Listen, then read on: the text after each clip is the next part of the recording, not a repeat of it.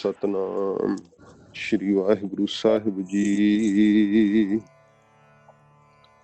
ਗੁਰਬਾਣੀ ਇਸ ਜਗ ਮਹਿ ਚਾਨਣ, ਕਰਮ ਵਸੈ ਮਨ ਆਏ। ਰਤਨਾ ਰਤਨ ਪਦਾਰਥ, ਬਹੁ ਸਾਗਰ ਭਰਿਆ ਰਾਮ। ਬਾਣੀ ਗੁਰਬਾਣੀ ਲਾਗੈ, ਤਿਨ ਹੱਥ ਚੜਿਆ ਰਾਮ। ਬਾਣੀ ਗੁਰੂ, ਗੁਰੂ ਹੈ ਬਾਣੀ, ਵਿੱਚ ਬਾਣੀ ਅੰਮ੍ਰਿਤ ਸਾਰੇ। ਗੁਰਬਾਣੀ ਕਹੈ ਸੇਵਕ ਜਨ ਮਾਨੈ, ਪ੍ਰਤੱਖ ਗੁਰੂ ਨਿਸਤਾਰੇ। ਹਮੇ ਦ੍ਰਿਸ਼ਟ ਸੁਭ ਕਰੈ, ਹਰੈ ਅਗ ਪਾਪ ਸਕਲ ਮਲ। ਕਾਮ ਕ੍ਰੋਧ ਅਰ ਲੋਭ ਮੋਹ, ਵਸ ਕਰੈ ਸਭੈ ਬਲ। ਸਦਾ ਸੁਖ ਮਨ ਵਸੈ, ਦੁਖ ਸੰਸਾਰੈ ਖੋਵੈ। ਗੁਰ ਨਵ ਨਿਧ ਦਰਿਆਓ, ਜਨਮ ਹਮ ਕਾਲਖ ਧੋਵੈ। ਸੋ ਕਹੋ ਟਲ ਗੁਰ ਸੇਵੀਐ, ਅਹਨਿਸ ਸਹਿਜ ਸੁਭਾਏ। ਦਰਸ਼ਨ ਪਰਸੈ ਗੁਰੂ ਕੈ, ਜਨਮ ਮਰਨ ਦੁਖ ਜਾਏ। ਦਰਸ਼ਨ ਪਰਸੈ ਗੁਰੂ ਕੈ, ਜਨਮ ਮਰਨ ਦੁਖ ਜਾਏ। ਸਤਨਾਮ ਸ਼੍ਰੀ ਵਾਹਿਗੁਰੂ ਸਾਹਿਬ ਜੀ। ਸੋਰਠ ਮਹੱਲਾ ਪੰਜਵਾ। ਆਗੈ ਸੁਖ ਮੇਰੇ ਮੀਤਾ, ਪਾਛੇ ਆਨੰਦ ਪ੍ਰਭ ਕੀਤਾ। ਆਗੈ ਸੁਖ ਮੇਰੇ ਮੀਤਾ, ਪਾਛੇ ਆਨੰਦ ਪ੍ਰਭ ਕੀਤਾ। ਪਰਮੇਸ਼ਰ ਬਣਤ ਬਣਾਈ, ਫਿਰ ਡੋਲਤ ਕਤਹੂ ਨਾਹੀ। ਸਾਚੇ ਸਾਹਿਬ ਸਿਉ ਮਨ ਮਾਨਿਆ, ਹਰ ਸਰਬ ਨਿਰੰਤਰ ਜਾਣਿਆ। ਰਹਾਉ ਸਭ ਜੀ ਤੇਰੇ ਦਇਆਲਾ, ਆਪਣੇ ਭਗਤ ਕਰਹਿ ਪ੍ਰਤਪਾਲਾ। ਅਚਰਜ ਤੇਰੀ ਵਡਿਆਈ, ਨਿਤ ਨਾਨਕ ਨਾਮ ਧਿਆਈ।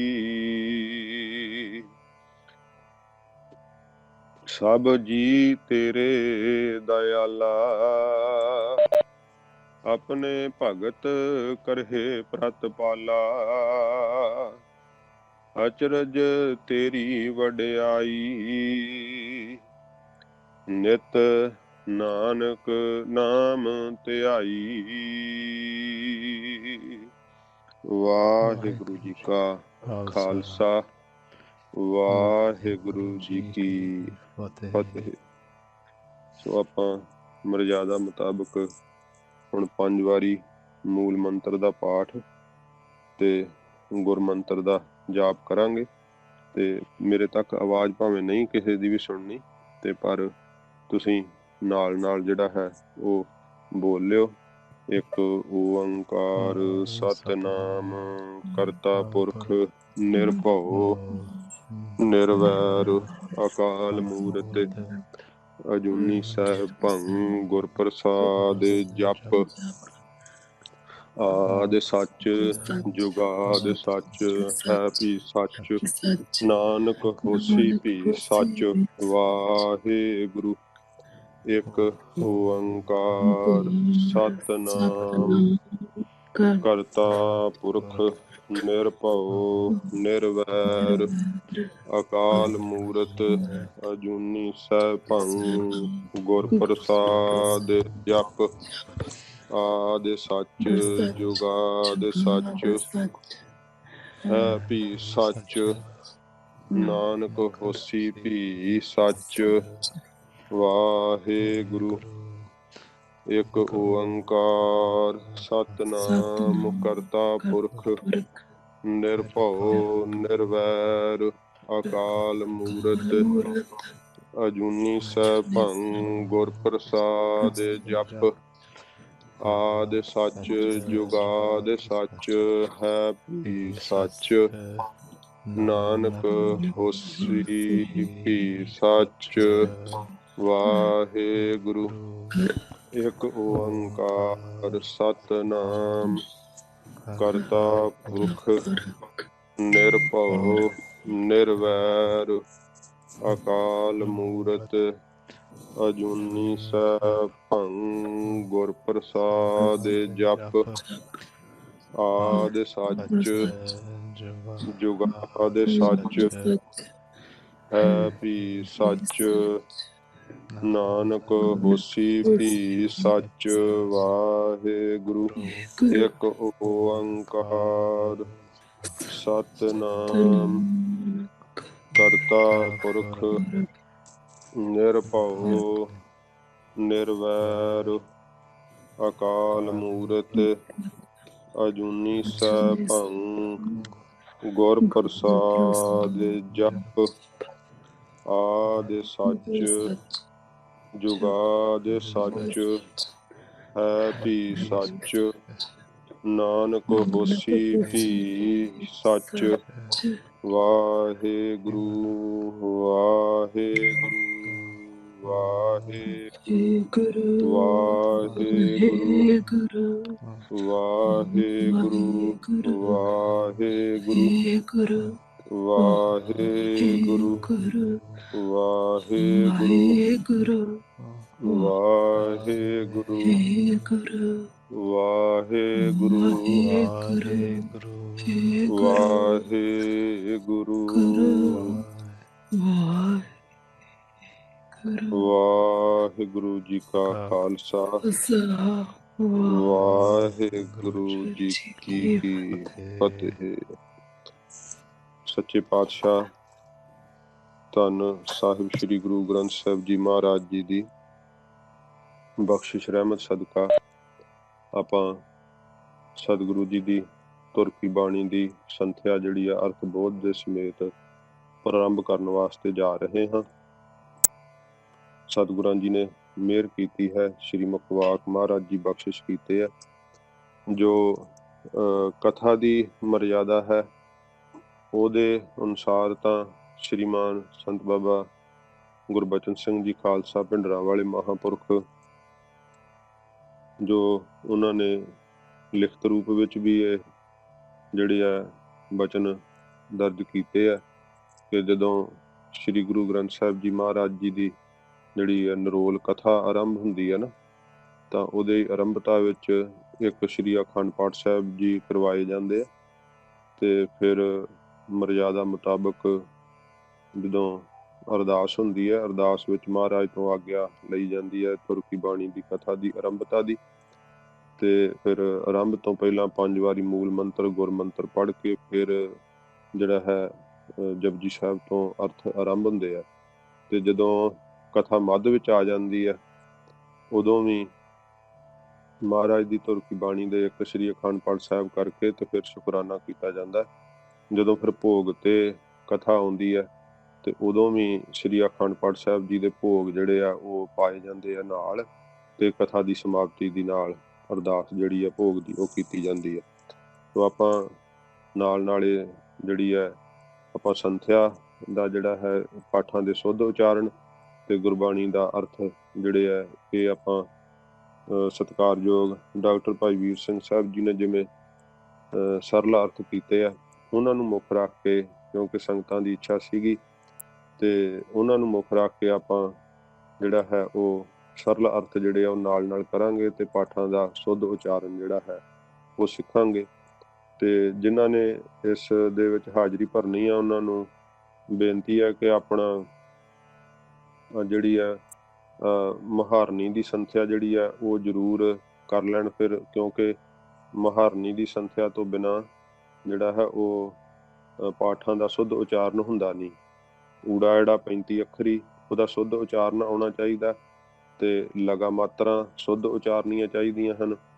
ਤੇ ਫਿਰ ਲਗਾ ਮਾਤਰਾ ਦੀ ਆਵਾਜ਼ ਜਿਨ੍ਹਾਂ ਅੱਖਰਾਂ ਨਾਲ ਲੱਗ ਕੇ, ਜਿਵੇਂ ਮਹਾਰਨੀ ਹੈ ਤੇ ਉਹਨਾਂ ਦੀਆਂ ਆਵਾਜ਼ਾਂ ਸ਼ੁੱਧ ਹੋਣੀਆਂ ਚਾਹੀਦੀਆਂ।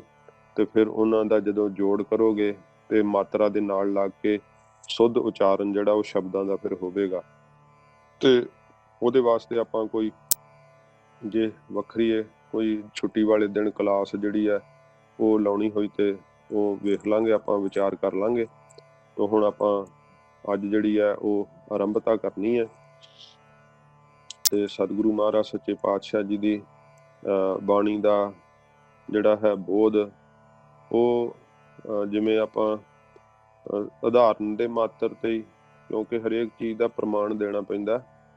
ਸਮੁੰਦਰ ਦਾ ਜਿਵੇਂ ਥਾਹ ਨਹੀਂ ਪਾਇਆ ਜਾ ਸਕਦਾ, ਪਰ ਫਿਰ ਵੀ ਸਮੁੰਦਰ ਦਾ ਕੋਈ ਜੇ ਪ੍ਰਤੱਖ ਰੂਪ 'ਚ ਕੋਈ ਥਾਹ ਪਾ ਲਵੇ ਤਾਂ ਪਾ ਲਵੇ, ਪਰ ਪ੍ਰਮਾਣ ਦਿੱਤੇ ਆ, ਗੁਰੂ ਸਾਹਿਬ ਜੀ ਨੇ ਵੀ ਦਿੱਤੇ ਆ। ਕਿਉਂਕਿ ਕਿਹਾ ਨਾ, ਗੁਰ ਸਾਗਰ ਰਤਨੀ ਭਰਪੂਰੇ, ਅੰਮ੍ਰਿਤ ਸੰਤ ਚੁਗੈ ਨਹੀਂ ਦੂਰੇ। ਜਿਹੜਾ ਸਤਿਗੁਰੂ ਪਾਤਸ਼ਾਹ ਜੀ ਮਹਾਰਾਜ ਸੱਚੇ ਪਾਤਸ਼ਾਹ ਰੂਪੀ ਸਮੁੰਦਰ ਹਨ, ਇਹਨਾਂ ਦਾ ਥਾਹ ਨਹੀਂ ਪਾਇਆ ਜਾ ਸਕਦਾ। ਤੇ ਫਿਰ ਜਦੋਂ ਇਹ ਸਵਾਲ ਉੱਠਦਾ ਥਾਹ ਨਹੀਂ ਪਾਇਆ ਜਾਂਦਾ, ਕੋਈ ਅੰਤ ਨਹੀਂ ਪਾ ਸਕਦਾ, ਤੇ ਫਿਰ ਆਪਾਂ ਜਿਹੜਾ ਹੈ ਉਹ ਅਰਥ ਬੋਧ ਕਿਉਂ ਸਿੱਖੀਏ? ਬਾਣੀ ਦੇ ਪਾਠਾਂ ਦਾ ਸ਼ੁੱਧ ਉਚਾਰਨ ਜਿਹੜਾ ਉਹਦਾ ਕੀ ਲਾਭ ਹੈ, ਜਦੋਂ ਕੋਈ ਸਾਨੂੰ ਅੰਤ ਨਹੀਂ ਪਾਇਆ ਜਾ ਸਕਦਾ। ਅੰਤ ਤਾਂ ਵਾਕਿਆ ਨਹੀਂ ਪਾਇਆ ਜਾ ਸਕਦਾ, ਪਰ ਅਰਥਾਂ ਦੇ ਬੋਧ ਦੇ ਪ੍ਰਾਪਤੀ ਨਾਲ ਆਪਣਾ ਆਤਮਿਕ ਜੀਵਨ ਜਿਹੜਾ ਹੈ ਉਹ ਆਨੰਦਿਤ ਹੋ ਜਾਂਦਾ। ਜਿਵੇਂ ਮੱਛੀ ਤਾੜੀਆਂ ਲਾ ਕੇ ਪਾਣੀ ਦਾ ਆਨੰਦ ਤੇ ਮਾਣ ਸਕਦੀ ਹੈ, ਤੇ ਪਰ ਉਹਦਾ ਸਮੁੰਦਰ ਦਾ ਉਹ ਥਾਹ ਨਹੀਂ ਪਾ ਸਕਦੀ। ਇਵੇਂ ਗੁਰੂ ਸਾਹਿਬ ਜੀ ਦੀ ਬਾਣੀ ਦਾ ਆਪਾਂ ਆਨੰਦ ਪ੍ਰਾਪਤ ਕਰਨਾ, ਤੇ ਸਤਿਗੁਰੂ ਦੀ ਪਵਿੱਤਰ ਬਾਣੀ ਦਾ ਥਾਹ ਨਹੀਂ ਪਾਇਆ ਜਾ ਸਕਦਾ। ਜਿਵੇਂ ਮੰਗਲ ਰੂਪ 'ਚ ਮੈਂ ਸ਼ਬਦ ਪੜ੍ਹਿਆ ਸੀ ਨਾ, ਰਤਨਾ ਰਤਨ ਪਦਾਰਥ ਬਹੁ ਸਾਗਰ ਭਰਿਆ ਰਾਮ, ਬਾਣੀ ਗੁਰਬਾਣੀ ਲਾਗੇ ਤਿੰਨ ਹੱਥ ਚੜ੍ਹਿਆ ਰਾਮ। ਉਹਨਾਂ ਨੂੰ ਇਹਦੀ ਪ੍ਰਾਪਤੀ ਹੋ ਜਾਂਦੀ ਜਿਹੜੇ ਸਤਿਗੁਰੂ ਜੀ ਦੀ ਬਾਣੀ ਨਾਲ ਜੁੜ ਜਾਂਦੇ ਆ। ਉਹਨਾਂ ਨੂੰ ਇਹ ਸਾਗਰ ਵਿੱਚੋਂ ਪ੍ਰੇਮ ਰੂਪੀ ਰਤਨ ਲੱਭ ਪੈਂਦਾ ਹੈ, ਬੈਰਾਗ ਰੂਪੀ ਮੋਤੀ ਲੱਭ ਪੈਂਦਾ ਹੈ। ਕਿਉਂ? ਉਹ ਬਹੁਤ ਅਮੀਰ ਹੋ ਜਾਂਦੇ ਫਿਰ ਸੱਚੇ ਪਾਤਸ਼ਾਹ ਜੀ ਮਹਾਰਾਜ ਰੂਪੀ ਸਾਗਰ 'ਚੋਂ, ਜਿਨ੍ਹਾਂ ਨੂੰ ਐਸੇ ਹੀਰੇ ਜਵਾਹਰਾਤ ਪ੍ਰਾਪਤ ਹੋ ਜਾਂਦੇ ਆ। ਗੁਰਬਾਣੀ ਦਾ ਬੋਧ ਹਾਸਲ ਕਰਕੇ ਕਿਸੇ ਨੂੰ ਹਰਾਉਣਾ, ਕਿਸੇ ਨਾਲ ਚਰਚਾ ਕਰਨੀ, ਕਿਸੇ ਨਾਲ ਲੜਨਾ ਝਗੜਨਾ, ਉਹ ਜਿਹੜਾ ਹੈ ਸਤਿਗੁਰਾਂ ਜੀ ਦੇ ਨਾਮ ਤੋਂ ਵਾਂਝਾ ਰਹਿ ਜਾਂਦਾ। ਮਹਾਰਾਜ ਸਾਹਿਬ ਜੀ ਨੇ ਜੋ ਬਖਸ਼ਿਸ਼ ਜਿਹੜੀ ਦਿੱਤੀ ਹੈ ਗੁਰਬਾਣੀ ਦੇ ਅੰਦਰ, ਜਿਹੜਾ ਕੇਵਲ ਕਿਸੇ ਨੂੰ ਨੀਵਾਂ ਦਿਖਾਉਣ ਵਾਸਤੇ ਜਾਂ ਕਿਸੇ ਹੋਰ ਪ੍ਰਯੋਜਨ ਵਾਸਤੇ, ਕਿਉਂਕਿ ਬਾਣੀ ਸਾਰੇ ਇੱਛਾਵਾਂ ਨੂੰ ਪੂਰਨ ਕਰਦੀ ਹੈ, ਪਰ ਜਿਹੜਾ ਆਪਣਾ ਸਰੂਪ ਦਾ ਆਨੰਦ ਹੈ ਨਾ, ਉਹ ਤਾਂ ਹੀ ਪ੍ਰਾਪਤ ਹੁੰਦਾ ਹੈ ਜੇ ਕੇਵਲ ਸਤਿਗੁਰੂ ਜੀ ਦੀ ਬਾਣੀ ਨੂੰ ਆਪਾਂ ਪਿਆਰ ਨਾਲ ਆਪਣੇ ਕਲਿਆਣ ਲਈ, ਆਪਣੇ ਭਲੇ ਲਈ ਵਾਚੀਏ, ਸੁਣੀਏ, ਪੜ੍ਹੀਏ ਤੇ ਸ਼ੁੱਧ ਉਚਾਰਨ ਕਰੀਏ। ਫਿਰ ਸੱਚੇ ਪਾਤਸ਼ਾਹ ਜੀ ਮਹਾਰਾਜ ਸਾਡੇ ਤੇ ਬਖਸ਼ਿਸ਼ ਕਰਦੇ ਆ। ਤੋ ਡਾਕਟਰ ਭਾਈ ਵੀਰ ਸਿੰਘ ਸਾਹਿਬ ਜੀ ਦਾ ਜਿਹੜਾ ਜੀਵਨ ਹੈ ਉਹ ਬੜਾ ਵਿਸ਼ਾਲ ਹੈ। ਭਾਈ ਸਾਹਿਬ ਜੀ ਨੇ ਆਪਣੀ ਸਾਰੀ ਜ਼ਿੰਦਗੀ ਜਿਹੜੀ ਆ ਉਹ ਨਾਮ ਰਸ ਵਿੱਚ ਬਤੀਤ ਕੀਤੀ, ਤੇ ਭਾਈ ਸਾਹਿਬ ਜੀ ਸੰਪਰਦਾਈ ਵਿਦਵਾਨ ਹੋਏ ਆ। ਭਾਈ ਮਨੀ ਸਿੰਘ ਸਾਹਿਬ ਜੀ ਦੀ ਸ਼ਾਖਾ ਨਾਲ ਭਾਈ ਸਾਹਿਬ ਜੀ ਦਾ ਸੰਬੰਧ ਜੁੜਦਾ ਹੈ, ਤੇ ਬਹੁਤ ਉੱਚ ਕੋਟੀ ਦੇ ਵਿਦਵਾਨਾਂ ਕੋਲੋਂ ਭਾਈ ਸਾਹਿਬ ਜੀ ਨੇ ਵਿੱਦਿਆ ਜਿਹੜੀ ਸੀ ਪ੍ਰਾਪਤ ਕੀਤੀ ਸੀ, ਤੇ ਬਹੁਤ ਵੱਡੀ ਸਾਹਿਤ ਦੁਆਰਾ ਪੰਥ ਦੀ ਸੇਵਾ ਕੀਤੀ, ਜਿਨ੍ਹਾਂ ਸੇਵਾਵਾਂ ਦੁਆਰਾ ਸਦਾ ਹੀ ਪੰਥ ਆਪ ਜੀ ਨੂੰ ਪਿਆਰ ਸਹਿਤ ਯਾਦ ਕਰਦਾ। ਤੇ ਭਾਈ ਸਾਹਿਬ ਜੀ ਨੇ ਬਾਣੀ ਦਾ ਸੋਠ ਰਾਗ ਤੱਕ ਟੀਕਾ ਕੀਤਾ ਸੀ। ਉਸ ਤੋਂ ਬਾਅਦ ਭਾਈ ਸਾਹਿਬ ਜੀ ਵਾਹਿਗੁਰੂ ਜੀ ਦੇ ਸਰੂਪ ਵਿੱਚ ਲੀਨ ਹੋ ਗਏ, ਤੇ ਹੋਰ ਜਿੱਥੇ ਜਿੱਥੇ ਵਿਸਥਾਰ ਆਊਗਾ ਉੱਥੇ ਆਪਾਂ ਵਿਸਥਾਰ ਵੀ ਕਰਾਂਗੇ, ਤੇ ਨਹੀਂ ਤਾਂ ਸੂਖਸ਼ਮ ਰੂਪ 'ਚ ਜਿਹੜੇ ਹਨ ਨਾ ਅਰਥ, ਜਿਹੜੇ ਆਪਾਂ ਕਰਦੇ ਹੋਏ ਪਾਠਾਂ ਦਾ ਸ਼ੁੱਧ ਉਚਾਰਨ ਕਰਦੇ ਹੋਏ ਆਪਾਂ ਜਿਹੜੇ ਆ ਜਿਵੇਂ ਜਿਵੇਂ ਸਤਿਗੁਰੂ ਜੀ ਕਿਰਪਾ ਕਰਨਗੇ ਫਿਰ ਹੌਲੀ ਹੌਲੀ ਇਹ ਜਿੱਦਾਂ ਇੱਕ ਸਾਗਰ ਤਰਨ ਦੇ ਵਾਂਗ ਹੈ। ਸਤਿਗੁਰੂ ਪਾਤਸ਼ਾਹ ਜੀ ਮਹਾਰਾਜ ਆਪੇ ਗਰੀਬ ਨਵਾਜ ਕੰਢੇ ਚਾੜਨਗੇ, ਸੰਪੂਰਨਤਾ ਕਰਾਉਣਗੇ ਸੱਚੇ ਪਾਤਸ਼ਾਹ ਜੀ ਮਹਾਰਾਜ ਤੋਂ। ਆਪਾਂ ਆਰੰਭਤਾ ਕਰ ਰਹੇ ਹਾਂ। ਸੱਚੇ ਪਾਤਸ਼ਾਹ ਜੀ ਮਹਾਰਾਜ ਨੇ ਜਪਜੀ ਸਾਹਿਬ ਦੀ ਪਵਿੱਤਰ ਬਾਣੀ ਤੋਂ ਜਿਹੜੀ ਹੈ ਆਰੰਭਤਾ ਕੀਤੀ ਹੈ। ਇਹ ਪਹਿਲਾਂ ਜੋ ਹੈ ਗੁਰਪ੍ਰਸਾਦ ਤੱਕ ਮਹਾਮੰਤਰ ਹੈ ਤੇ ਨਾਨਕ ਹੋਸੀ ਪੀ ਸੱਚ ਤੱਕ ਮੂਲ ਮੰਤਰ ਹੈ।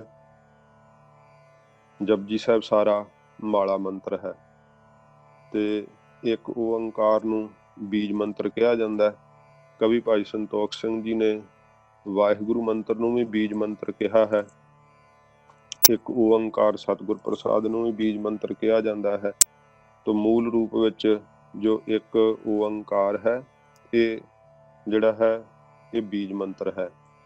ਤੇ ਜਿਹੜਾ ਉਚਾਰਨ ਹੈ ਪਹਿਲਾਂ ਆਪਾਂ ਉਚਾਰਨ ਜਿਹੜਾ ਹੈ ਉਹ ਸਿੱਖਣਾ। ਇੱਕ ਓੰਕਾਰ, ਏਕਮਕਾਰ ਇਹ ਗਲਤ ਹੋ ਜਾਂਦਾ ਹੈ। ਇੱਕ ਓੰਕਾਰ ਇਹ ਵੀ ਗਲਤ ਹੋ ਜਾਂਦਾ। ਇੱਕ ਓੰਕਾਰ ਇਹ ਜਿਵੇਂ ਹੋਰ ਤਰ੍ਹਾਂ ਦੇ ਉਚਾਰਨ ਸਾਰੇ ਉਹ ਜਿਹੜੇ ਆ ਉਹ ਗਲਤ ਹੋ ਜਾਂਦੇ ਆ। ਜਿਹੜਾ ਹੈ ਇੱਕ ਓੰਕਾਰ ਫਿਰ ਇਹਨੂੰ ਇਕੱਠਾ ਉਚਾਰਨ ਕਰਨਾ। ਇੱਕ ਓੰਕਾਰ ਇਹ ਹੈ ਇਸ ਦਾ ਸ਼ੁੱਧ ਉਚਾਰਨ। ਗੁਰੂ ਸਾਹਿਬ ਜੀ ਨੇ ਗਣਿਤ ਦਾ, ਮੈਥ ਦਾ ਏਕਾ ਲਾਇਆ। ਸੱਚੇ ਪਾਤਸ਼ਾਹ ਜੀ ਨੇ ਬਾਣੀ ਸ਼ਬਦਾਂ 'ਚ ਉਚਾਰਨ ਕੀਤੀ ਹੈ, ਪਰ ਜਿਹੜਾ ਏਕਾ ਹੈ ਨਾ ਇਹ ਮਹਾਰਾਜ ਸਾਹਿਬ ਜੀ ਨੇ ਜਿਹੜਾ ਹੈ ਉਹ ਗਣਿਤ ਦਾ, ਮੈਥ ਦਾ ਲਾਇਆ। ਉਹਦਾ ਕਾਰਨ ਹੈ ਕਿਉਂਕਿ ਸ਼ਬਦਾਂ ਵਿੱਚ ਜਿਹੜਾ ਲਿਖਿਆ ਹੋਇਆ ਇੱਕ ਨਾ ਈੜੀ ਨੂੰ ਸਿਹਾਰੀ ਉੱਤੇ ਅਧਿਕ ਤੇ ਕੱਕਾ ਇੱਕ, ਇਹਨੂੰ ਕੋਈ ਦੋ ਥਾਂ ਤੇ ਕਰ ਸਕਦਾ। ਸਿਹਾਰੀ ਮਾਤਰਾ ਵੱਖਰੀ ਕਰ ਸਕਦਾ, ਈੜੀ ਵੱਖਰੀ ਹੈ, ਕੱਕਾ ਵੱਖਰਾ ਹੈ।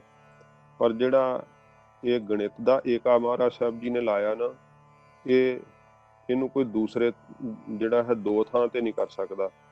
ਇਹ ਮਹਾਰਾਜ ਸਾਹਿਬ ਜੀ ਨੇ ਇੱਕ ਵਾਹਿਗੁਰੂ ਦਾ ਜਨਾਇਕ, ਸਤਿਗੁਰੂ ਜੀ ਨੇ ਲਖਾਇਕ ਜਿਹੜਾ ਹੈ ਨਾ ਉਹ ਜਨਾਉਣਾ ਕੀਤਾ ਹੈ ਕਿ ਪਰਮੇਸ਼ਰ ਵਰਗਾ ਹੋਰ ਕੋਈ ਦੂਸਰਾ ਨਹੀਂ ਹੈ। ਉਹ ਆਪਣੇ ਵਰਗਾ ਆਪ ਹੀ ਹੈ ਤੇ ਅਦਵੈਤ ਸਰੂਪ ਪਰਮੇਸ਼ਰ ਇੱਕ ਹੈ। ਅਦੁੱਤੀ ਬ੍ਰਹਮ ਇੱਕ ਹੈ, ਉਹਦੇ ਵਰਗਾ ਕੋਈ ਦੂਸਰਾ ਨਹੀਂ। ਉਹਨੇ ਆਪਣੇ ਆਪ ਤੋਂ ਸਾਰੀ ਕਾਇਨਾਤ ਦੀ ਉਤਪਤੀ ਕੀਤੀ ਹੈ। ਓੰਕਾਰ, ਓੰਕਾਰ ਸ਼ਬਦ ਹੈ, ਓੰਕਾਰ ਧੁਨੀ ਹੈ। ਜਿਵੇਂ ਕੋਈ ਆਵਾਜ਼ ਪੈਦਾ ਹੁੰਦੀ ਹੈ ਨਾ ਤੇ ਉਹਨੂੰ ਆਪਾਂ ਜਿਹੜਾ ਹੈ ਸ਼ਬਦ ਕਹਿੰਦੇ ਹਾਂ। ਜਿਹੜਾ ਇਹ ਵਾਹਿਗੁਰੂ ਜੀ ਨੇ ਓੰਕਾਰ ਧੁਨੀ ਜਿਹੜੀ ਪ੍ਰਗਟ ਕੀਤੀ ਹੈ ਇਹ ਸੱਚੇ ਪਾਤਸ਼ਾਹ ਜੀ ਮਹਾਰਾਜ ਜੀ ਨੇ ਵੀ ਆਪਣੀ ਬਾਣੀ ਦੇ ਅੰਦਰ ਸਤਿਗੁਰਾਂ ਜੀ ਨੇ ਉਚਾਰਨ ਕੀਤਾ ਹੈ। ਪ੍ਰਣਵੋ ਆਦਿ ਏਕ ਓੰਕਾਰਾ ਕਿ ਸਭ ਤੋਂ ਪਹਿਲਾਂ ਇੱਕ ਓੰਕਾਰ ਸ਼ਬਦ ਜਿਹੜਾ ਹੈ ਇਹ ਹੋਇਆ। ਫਿਰ ਕੀ ਹੋਇਆ? ਜਲ ਥਲ ਮਹੀਲ ਕੀਓ ਪਸਾਰਾ। ਸਾਰੇ ਜੋ ਖੁਸ਼ਕ ਥਾਂ ਨੇ, ਜਿੰਨਾ ਕੋਈ ਜੰਗਲ ਵੈ, ਧਰਤੀ ਹੈ, ਜਲ ਵੈ, ਇਹ ਸਾਰਾ ਪਸਾਰਾ ਜਿਹੜਾ ਵਾਹਿਗੁਰੂ ਜੀ ਨੇ ਪਸਾਰ ਦਿੱਤਾ। ਆਦਿ ਪੁਰਖ ਅਦਵੈ ਅਬਨਾਸੀ ਲੋਕ ਚਤੁਰਦਸ ਜੋਤ ਪ੍ਰਕਾਸ਼ੀ। ਜਿਹੜੇ 14 ਲੋਕ ਆ ਉਹਨਾਂ ਦਾ ਅੰਦਰ ਵਾਹਿਗੁਰੂ ਜੀ ਦਾ ਪ੍ਰਕਾਸ਼ ਜਿਹੜਾ ਹੈ ਪ੍ਰਕਾਸ਼ ਰਿਹਾ ਹੈ। ਏਕ ਓੰਕਾਰ ਨਿਰੰਜਨ ਨਿਰਭਉ ਸਭ ਜਲ ਥਲ ਰਹਿਆ ਸਮਾਈ। ਸੱਚੇ ਪਾਤਸ਼ਾਹ ਕਹਿੰਦੇ ਸਭ ਆਪ ਜਲਾਂ ਥਲਾਂ ਦੇ ਵਿੱਚ ਅੰਦਰ ਵਾਹਿਗੁਰੂ ਸਮਾ ਰਿਹਾ, ਵਿਆਪਕ ਹੋ ਰਿਹਾ ਹੈ। ਓੰਕਾਰ ਦੀ ਧੁਨੀ ਤੋਂ ਪਰਮੇਸ਼ਰ ਨੇ ਸਭ ਦੀ ਉਤਪਤੀ ਕੀਤੀ ਹੈ। ਓੰਕਾਰ ਬ੍ਰਹਮਾ ਉਤਪਤ, ਓੰਕਾਰ ਕੀਆ ਜਨ ਚਿੱਤ, ਓੰਕਾਰ ਸੈਲ ਜੁਗ ਭਏ, ਓੰਕਾਰ ਵੇਦ ਨਿਰਮਏ। ਇਉਂ ਸੱਚੇ ਪਾਤਸ਼ਾਹ ਜੀ ਮਹਾਰਾਜ ਕਹਿੰਦੇ ਜਿੰਨੀ ਵੀ ਰਚਨਾ ਦਿਖਾਈ ਦਿੰਦੀ ਹੈ ਇਹ ਸਾਰੀ ਓੰਕਾਰ ਤੋਂ ਬਣੀ ਹੈ। ਜਿਹੜਾ ਓ ਸ਼ਬਦ ਹੈ, ਭਾਵੇਂ ਕਿ ਹਿੰਦੂ ਮਤ ਦੇ ਅੰਦਰ ਇਸ ਨੂੰ ਓਮ ਦੇ ਨਾਲ ਜਿਹੜਾ ਉਚੇਤੇ ਕੀਤਾ ਜਾਂਦਾ ਹੈ। ਈਸਾਈਆਂ ਦੇ ਮਤ ਵਿੱਚ, ਮੁਸਲਮਾਨਾਂ ਦੇ ਮਤ ਵਿੱਚ ਥੋੜ੍ਹੇ ਫਰਕ ਦੇ ਨਾਲ ਹੈ। ਤੇ ਕੋਈ ਜਿਹੜਾ ਹੈ ਉਹ ਆਦਮ ਤੇ ਈਵ ਤੋਂ ਜਾਂ ਇਸ ਪ੍ਰਕਾਰ ਅੰਮਾ ਤੇ ਬਾਬਾ ਆਦਮ ਤੋਂ ਇਸ ਤਰ੍ਹਾਂ ਜਿਹੜੇ ਉਹ ਮੰਨਦੇ ਆ। ਪਰ ਸਤਿਗੁਰੂ ਜੀ ਨੇ ਕਿਹਾ ਕੀਤਾ ਪਸਾਓ ਏਕੋ ਕਵਾਓ, ਤਿਸ ਤੇ ਹੋਏ ਲੱਖ ਦਰਿਆਓ। ਇੱਕ ਵਾਹਿਗੁਰੂ ਜੀ ਨੇ ਜਿਹੜਾ ਸ਼ਬਦ ਉਚਾਰਨ ਕੀਤਾ ਨਾ ਓੰਕਾਰ, ਇਹਦੇ ਤੋਂ ਸੱਚੇ ਪਾਤਸ਼ਾਹ ਜੀ ਮਹਾਰਾਜ ਕਹਿੰਦੇ ਸਾਰੀ ਜਿਹੜੀ ਕਾਇਨਾਤ ਹੈ ਉਹਦੀ ਰਚਨਾ ਹੋਈ ਹੈ। ਇਹ ਜੋ ਓੰਕਾਰ ਸਤਿਗੁਰੂ ਪਾਤਸ਼ਾਹ ਜੀ ਮਹਾਰਾਜ ਜੀ ਨੇ ਜੋ ਲਿਖਣਾ ਕੀਤਾ ਹੈ, ਇਹ ਪਰਮੇਸ਼ਰ ਦਾ ਜਨਾਇਕ ਹੈ, ਵਾਹਿਗੁਰੂ ਦੀ ਹਸਤੀ ਦਾ ਜਨਾਇਕ ਹੈ। ਕਿਉਂਕਿ ਸਤਿਗੁਰਾਂ ਜੀ ਨੇ ਫਿਰ ਮਹਾਮੰਤਰ ਤੇ ਮੂਲ ਮੰਤਰ ਦੇ ਅੰਦਰ ਵਾਹਿਗੁਰੂ ਜੀ ਦੇ ਸਰੂਪ ਲੱਖਣ ਨੂੰ ਕਥਨ ਕੀਤਾ ਹੈ। ਕਿਉਂਕਿ ਜਿਸ ਨਿਰੰਕਾਰ ਨੂੰ ਆਪਾਂ ਚੇਤੇ ਕਰਦੇ ਹਾਂ, ਮਿਲਣ ਵਾਸਤੇ ਇੱਛਾ ਕਰਦੇ ਹਾਂ, ਉਹਦੇ ਲੱਖਣ ਕਿਹੋ ਜਿਹੇ, ਭਾਵ ਦੀਆਂ ਨਿਸ਼ਾਨੀਆਂ ਕੀ ਆ, ਉਹਦੇ ਚਿੰਨ੍ਹ ਕੀ ਆ, ਉਹਦਾ ਸਰੂਪ ਕਿਹੋ ਜਿਹਾ ਵਾ। ਕਿਉਂਕਿ ਜਿਹਦੇ ਬਾਰੇ ਆਪਾਂ ਸੁਣਨਾ ਚਾਹੁੰਦੇ ਆ ਜਾਂ ਜਿਹਨੂੰ ਆਪਾਂ ਮਿਲਣਾ ਚਾਹੁੰਦੇ ਆ, ਉਹਦੇ ਬਾਰੇ ਸਾਨੂੰ ਜਦੋਂ ਕੋਈ ਦੱਸਦਾ ਹੈ ਕਿ ਉਹਦੀ ਸ਼ਕਲ ਕਿਸ ਤਰ੍ਹਾਂ ਦੀ ਹੈ, ਉਹਦਾ ਸੁਭਾਅ ਕਿਸ ਤਰ੍ਹਾਂ ਦਾ ਹੈ ਤੇ ਉਹਦਾ ਬੋਲ ਚਾਲ ਕਿਸ ਤਰ੍ਹਾਂ ਦਾ ਹੈ, ਤੇ ਫਿਰ ਸਾਨੂੰ ਅੰਦਰ ਜਿਹੜੀ ਹੈ ਨਾ ਮਨ ਸਾਡਾ ਉਹ ਤਸਵੀਰ ਬਣਾਉਂਦਾ ਕਿ ਜਿਹੜਾ ਹੈ ਉਹ ਮਨੁੱਖ ਇਸ ਤਰ੍ਹਾਂ ਦਾ ਹੋਊਗਾ। ਪਰ ਜਦੋਂ ਵਾਹਿਗੁਰੂ ਜੀ ਦੇ ਲੱਖਣ ਸਤਿਗੁਰੂ ਜੀ ਸਾਨੂੰ ਦੱਸਦੇ ਆ ਗਰੀਬ ਨਵਾਜ, ਫਿਰ ਪਰਮੇਸ਼ਰ ਦੇ ਸਰੂਪ ਨੂੰ ਸਾਡਾ ਮਨ ਚਿੱਤਰਦਾ, ਤੇ ਜਦੋਂ ਸਾਡਾ ਮਨ ਉਸ ਸਰੂਪ ਦਾ ਜਿਹੜਾ ਹੈ ਮਨ ਦੇ ਅੰਦਰ ਉਹਦੇ ਖਿਆਲਾਂ ਦੁਆਰਾ, ਆਪਣੇ ਖਿਆਲਾਂ ਦੁਆਰਾ ਉਸ ਸਰੂਪ ਨੂੰ ਚੇਤੇ ਕਰਦਾ, ਹੌਲੀ ਹੌਲੀ ਕੀ ਆ ਪ੍ਰੀਤ ਦੀ ਇਹੋ ਜਿਹੀ ਰੀਤ ਅੰਦਰ ਪ੍ਰਾਪਤ ਹੁੰਦੀ ਹੈ ਕਿ ਪ੍ਰੇਮ ਦੇ ਮਾਰਗ ਤੇ ਚੱਲਦਿਆਂ ਚੱਲਦਿਆਂ ਫਿਰ ਅੰਦਰਲੀਆਂ ਅੱਖਾਂ, ਅੰਦਰਲੇ ਚਕਸ਼ੂ ਜਿਹੜੇ ਉਹ ਖੁੱਲ ਜਾਂਦੇ ਆ, ਤੇ ਜਿਹੜੇ ਅੰਦਰਲੇ ਚਕਸ਼ੂ ਖੁੱਲਦੇ, ਗਿਆਨ ਦੇ ਚਕਸ਼ੂ ਖੁੱਲਦੇ ਆ, ਤੇ ਫਿਰ ਵਾਹਿਗੁਰੂ ਜੀ ਦਾ ਦੀਦਾਰ ਪਾ ਲਈਦਾ, ਜਿਸ ਨੂੰ ਆਪਾਂ ਰਸਨਾ ਤੋਂ ਬੋਲਦੇ ਸੀ, ਕੰਨਾਂ ਤੋਂ ਸੁਣਦੇ ਸੀ, ਜਿਹਦੇ ਸੁਭਾਅ ਬਾਬਤ, ਜਿਨ੍ਹਾਂ ਦੀ ਸ਼ਕਤੀ ਬਾਬਤ ਅਸੀਂ ਸੁਣਦੇ ਸੀ, ਫਿਰ ਉਹਦਾ ਅਨੁਭਵ ਹੋ ਜਾਂਦਾ ਹੈ।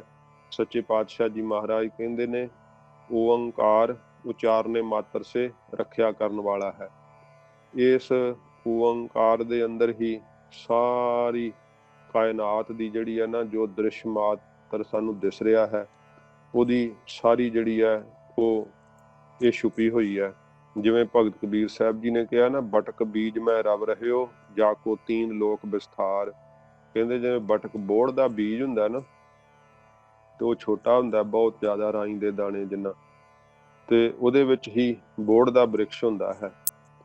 ਤੇ ਪਰ ਜਿਹੜਾ ਅਣਜਾਣ ਹੈ ਕੋਈ, ਉਹ ਵੇਖ ਕੇ ਕਹਿੰਦਾ ਨਹੀਂ ਇਹ ਤਾਂ ਬਹੁਤ ਛੋਟਾ ਜਿਹਾ ਬੀਜ ਹੈ, ਇਹਦੇ ਵਿੱਚ ਏਡਾ ਵੱਡਾ ਤਣਾ, ਇੰਨੇ ਪੱਤੇ, ਇੰਨੀਆਂ ਡਾਹਣੀਆਂ ਕਿਵੇਂ ਹੋ ਸਕਦੀਆਂ, ਹੋ ਨਹੀਂ ਸਕਦੀਆਂ। ਪਰ ਜਦੋਂ ਉਹਨੂੰ ਬੀਜ ਦਈਏ ਤੇ ਉਸੇ ਨਿੱਕੇ ਬੀਜ ਦੇ ਵਿੱਚੋਂ ਜਿਹੜਾ ਹੈ ਉਹ ਪੱਤੇ ਵੀ, ਡਾਹਣੀਆਂ ਵੀ, ਤੇ ਸਾਰਾ ਕੁਝ ਜਿਹੜਾ ਹੈ ਉਹਦੇ ਵਿੱਚੋਂ ਨਿਕਲਣ ਲੱਗ ਪੈਂਦਾ ਹੈ, ਪ੍ਰਤੱਖ ਦ੍ਰਿਸ਼ਮਾਨ ਹੋ ਜਾਂਦਾ ਹੈ। ਤੇ ਸੱਚੇ ਪਾਤਸ਼ਾਹ ਜੀ ਮਹਾਰਾਜ ਦੇ ਇਸ ਮੰਤਰ ਰੂਪੀ ਬੀਜ ਨੂੰ ਜਦੋਂ ਆਪਣੇ ਹਿਰਦੇ ਰੂਪੀ ਧਰਤੀ ਦੇ ਅੰਦਰ ਕੋਈ ਬੀਜਦਾ ਨਾ, ਭਾਵ ਪ੍ਰੇਮ ਕਰਦਾ ਹੈ, ਤੇ ਫਿਰ ਸੱਚੇ ਪਾਤਸ਼ਾਹ ਜੀ ਮਹਾਰਾਜ ਦਾ ਇਹ ਮੰਤਰ ਇੰਨਾ ਪ੍ਰਫੁੱਲਤ ਹੁੰਦਾ ਹੈ ਕਿ ਉਹਨੂੰ ਪ੍ਰਤੀਤ ਹੋਣ ਲੱਗ ਜਾਂਦਾ ਹੈ ਕਿ ਇਹ ਸਾਰੀ ਕਾਇਨਾਤ ਦੀ ਉਤਪਤੀ ਦਾ ਕਾਰਨ ਹੈ। ਸਾਰੀ ਸ੍ਰਿਸ਼ਟੀ, ਸਾਰੀ ਕਾਇਨਾਤ ਇੱਥੋਂ ਉਪਜੀ ਹੈ, ਇੱਥੋਂ ਬਣੀ ਹੈ। ਉਸ ਦੇ ਮਨ ਦੇ ਅੰਦਰ ਨਿਸ਼ਚਾ ਤੇ ਇਸ ਗੱਲ ਦਾ ਭਰੋਸਾ ਆ ਜਾਂਦਾ ਹੈ। ਤੋ ਸੱਚੇ ਪਾਤਸ਼ਾਹ ਜੀ ਮਹਾਰਾਜ ਗਰੀਬ ਨਵਾਜ ਸਾਨੂੰ ਇੱਕ ਓੰਕਾਰ, ਇਹ ਮਹਾਰਾਜ ਸੱਚੇ ਪਾਤਸ਼ਾਹ ਜੀ ਨੇ ਬਖਸ਼ਿਸ਼ ਕੀਤਾ ਹੈ, ਤੇ ਸਾਰੀ ਕਾਇਨਾਤ ਦਾ ਇਹ ਮੂਲ ਹੈ। ਫਿਰ ਮਹਾਰਾਜ ਕਹਿੰਦੇ ਉਹਦਾ ਨਾਮ ਜਿਹੜਾ ਹੈ ਨਾ, ਉਹ ਤਿੰਨਾਂ ਕਾਲਾਂ 'ਚ ਰਹਿਣ ਵਾਲਾ ਹੈ, ਸੱਚਾ ਹੈ ਉਸ ਦਾ ਨਾਮ। ਕਿਉਂਕਿ ਕਈ ਚੀਜ਼ਾਂ ਆਪਾਂ ਵੇਖਦੇ ਹਾਂ ਜਿਹੜੀਆਂ ਨਵੀਨ ਹੁੰਦੀਆਂ, ਪਹਿਲੋਂ ਨਹੀਂ ਵੇਖੀਆਂ ਹੁੰਦੀਆਂ, ਤਾਂ ਜਾਂ ਬਾਅਦ ਵਿੱਚ ਨਹੀਂ ਰਹਿੰਦੀਆਂ, ਤੇ ਜਿਹੜੀਆਂ ਚੀਜ਼ਾਂ ਆਉਣ ਜਾਣ ਵਾਲੀਆਂ ਹਨ, ਸਮਾਪਤ ਹੋ ਜਾਣ ਵਾਲੀਆਂ ਹਨ, ਉਹ ਸਤ ਨਹੀਂ ਹੋ ਸਕਦੀਆਂ, ਕਿਉਂਕਿ ਪਦਾਰਥ ਤਿੰਨਾਂ ਕਾਲਾਂ ਵਿੱਚ ਇੱਕ ਜੇ ਨਹੀਂ ਰਹਿੰਦੇ। ਵਾਹਿਗੁਰੂ ਜੀ ਦਾ ਨਾਮ ਜਿਹੜਾ ਹੈ, ਸੱਚੇ ਪਾਤਸ਼ਾਹ ਜੀ ਮਹਾਰਾਜ ਕਹਿੰਦੇ ਉਹ ਸਦਾ ਰਹਿਣ ਵਾਲਾ ਹੈ, ਸੱਚਾ ਹੈ ਨਾਮ। ਇਸ ਕਰਕੇ ਉਸ ਦੇ ਨਾਮ ਦੀ ਜਿਹੜੀ ਹਸਤੀ ਹੈ ਉਹ ਸਦਾ ਸਲਾਮਤ ਹੈ, ਸਦਾ ਰਹਿਣ ਵਾਲੀ ਹੈ। ਤੇ ਜਦੋਂ ਪਰਮੇਸ਼ਰ ਦੇ ਸੱਚ ਨਾਮ ਵਿੱਚ ਸਾਡਾ ਚਿੱਤ ਜੁੜਦਾ ਹੈ ਤੇ ਸਾਨੂੰ ਫਿਰ ਓਅੰਕਾਰ ਦਾ ਪ੍ਰਕਾਸ਼ ਹੁੰਦਾ ਹੈ। ਇਹ ਨਾਮ ਹੀ ਵਾਹਿਗੁਰੂ ਜੀ ਦੀ ਸਪਰਸ਼ਤਾ ਦਿੰਦਾ ਹੈ, ਕਿਉਂਕਿ ਸੱਚੇ ਪਾਤਸ਼ਾਹ ਜੀ ਮਹਾਰਾਜ ਨੇ ਕਿਹਾ ਨਾਮ ਵਿੱਚ ਇੰਨਾ ਬਲ ਹੈ ਕਿ ਨਾਮ ਨਾਮੀ ਤੱਕ ਸਾਨੂੰ ਲੈ ਜਾਂਦਾ ਹੈ। ਫਿਰ ਸਤਿਗੁਰੂ ਜੀ ਕਹਿੰਦੇ ਹੈ ਕਿ ਉਹ ਸਾਰੀ ਸ੍ਰਿਸ਼ਟੀ ਦਾ ਕਰਤਾ ਹੈ, ਕੇਵਲ ਕਰਤਾ ਨਹੀਂ, ਉਹਦੇ ਅੰਦਰ ਪੁਰਖ ਵਿਆਪਕ ਹੈ। ਪੁਰਖ ਦਾ ਅਰਥ ਹੈ ਵਿਆਪਕ। ਤੇ ਕਿਉਂਕਿ ਜਿਹੜੇ ਹੈ ਵਿਸਥਾਰ ਨਾਲ ਤਾਂ ਬਹੁਤ ਅਰਥ ਨੇ, ਉਹ ਤਾਂ ਇੱਕ ਓਅੰਕਾਰ ਦੇ ਅਰਥ ਹੀ ਆਪਾਂ ਜੇ ਕਰੀ ਜਾਈਏ ਤੇ ਬਹੁਤ ਲੰਮਾ ਸਮਾਂ ਲੱਗ ਸਕਦਾ।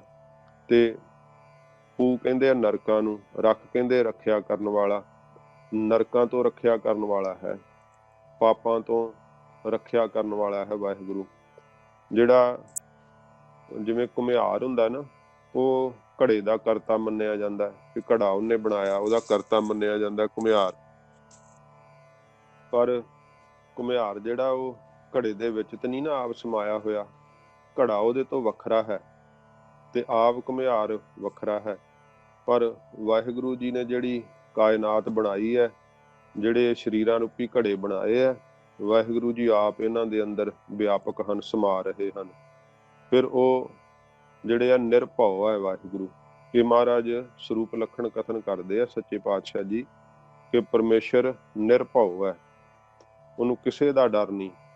ਫਿਰ ਉਹਦੀ ਹਸਤੀ ਜਿਹੜੀ ਆ ਉਹ ਨਿਰਵੈਰ ਹੈ, ਕਿਸੇ ਨਾਲ ਵਾਹਿਗੁਰੂ ਜੀ ਦਾ ਵੈਰ ਵੀ ਨਹੀਂ, ਕਿਸੇ ਨਾਲ ਵੈਰ ਨਹੀਂ ਕਰਦੇ, ਸਾਰਿਆਂ ਦੇ ਨਾਲ ਪ੍ਰੇਮ ਕਰਦੇ ਆ।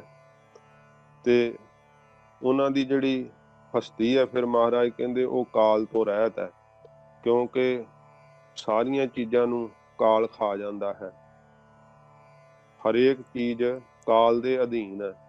ਤੇ ਪਰ ਵਾਹਿਗੁਰੂ ਦੀ ਜਿਹੜੀ ਮੂਰਤ ਹਸਤੀ ਹੈ ਨਾ, ਉਹ ਅਕਾਲ ਹੈ। ਇਹ ਮਹਾਰਾਜ ਨੇ ਅਕਾਲ ਮੂਰਤ ਕਿਹਾ।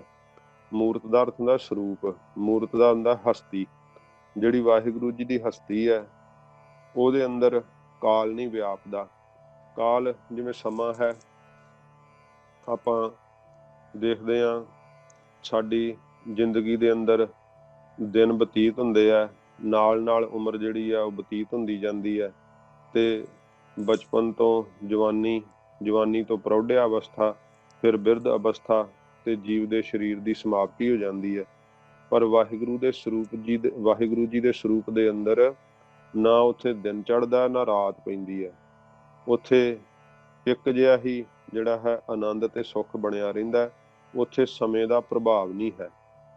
ਤੇ ਇਹ ਜਿਵੇਂ ਜਿਵੇਂ ਆਪਾਂ ਗੁਰਬਾਣੀ ਦੇ ਅਰਥ ਸਰਵਣ ਕਰਾਂਗੇ, ਸਤਿਗੁਰੂ ਜੀ ਦੀ ਬਾਣੀ ਦੇ ਬੋਧ ਨਾਲ ਸਾਨੂੰ ਪਤਾ ਲੱਗਦਾ ਜਾਣਾ ਕਿ ਇਹ ਸਮਾਂ ਵੀ ਜਿਹੜਾ ਉਹ ਭਰਮ ਕਰਕੇ ਹੀ ਹੈ। ਜਿਹਦੇ ਮਨ ਦੇ ਅੰਦਰ ਭਰਮ ਰਹਿੰਦਾ ਉਹਨੂੰ ਕਾਲ ਖਾਂਦਾ। ਜਿਹੜੇ ਸਰੀਰਾਂ ਚੋਂ ਭਰਮ ਦੂਰ ਹੋ ਜਾਂਦਾ ਤੇ ਉਹ ਵਾਹਿਗੁਰੂ ਜੀ ਨੂੰ ਪ੍ਰਾਪਤ ਹੋ ਜਾਂਦੇ ਆ, ਉਹਨਾਂ ਨੂੰ ਫਿਰ ਕਾਲ ਨਹੀਂ ਖਾਂਦਾ। ਇਸੇ ਕਰਕੇ ਮਹਾਰਾਜ ਨੇ ਕਿਹਾ ਨਾ, ਭਰਮ ਭੇਖ ਤੇ ਰਹਿ ਨਿਆਰਾ, ਸੋਈ ਖਾਲਸਾ ਸਤਿਗੁਰੂ ਹਮਾਰਾ। ਜਿਹੜਾ ਭਰਮਾਂ ਤੋਂ ਨਿਆਰਾ ਹੋ ਜਾਂਦਾ, ਇਹਦੇ ਅੰਦਰੋਂ ਭਰਮ ਨਾਸ਼ ਹੋ ਜਾਂਦੇ ਆ।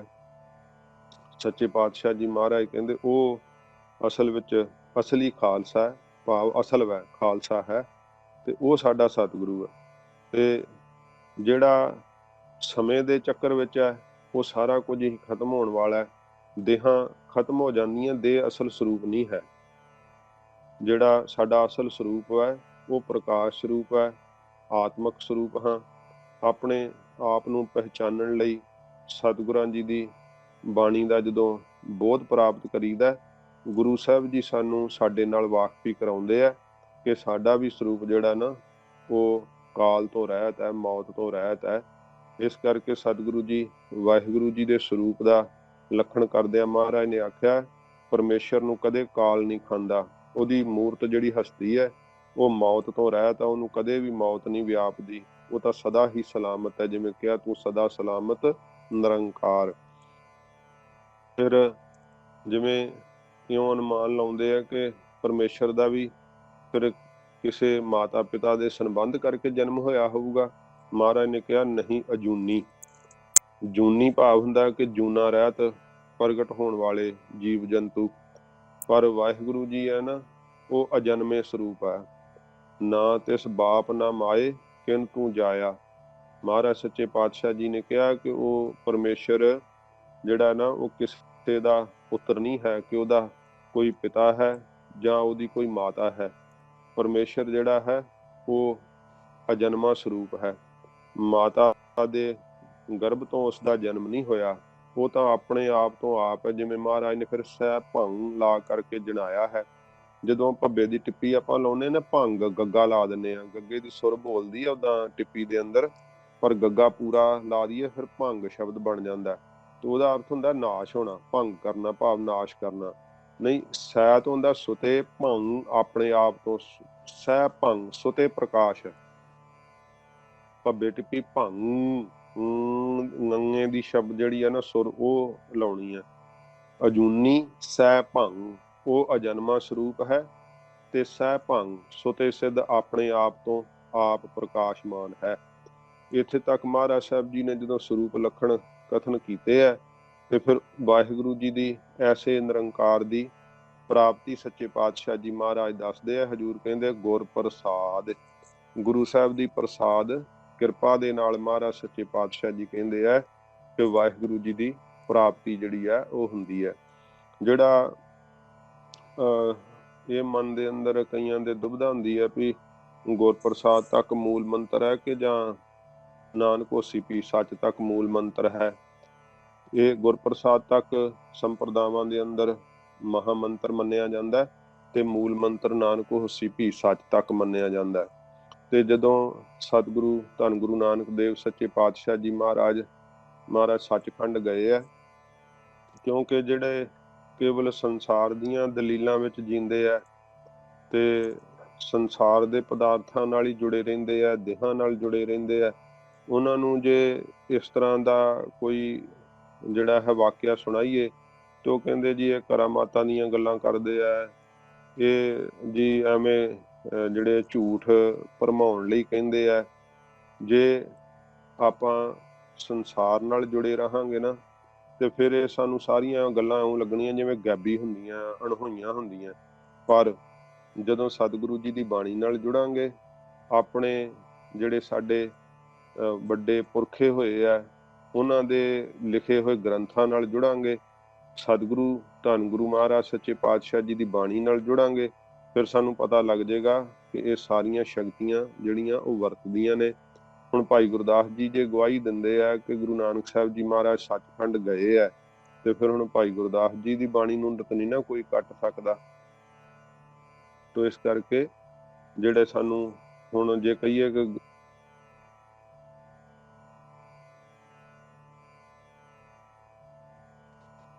ਸਤਿਗੁਰੂ ਜੀ, ਹਾਂਜੀ ਥੋੜੀ ਆਵਾਜ਼ ਮੈਨੂੰ ਲੱਗਦਾ ਕੱਟੀ ਗਈ ਹੋਊਗੀ।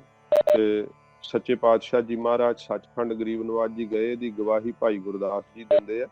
ਬਾਬਾ ਪੈਦਾ ਸੱਚਖੰਡ ਨੌ ਨਿਧ ਨਾਮ ਗਰੀਬੀ ਪਾਈ।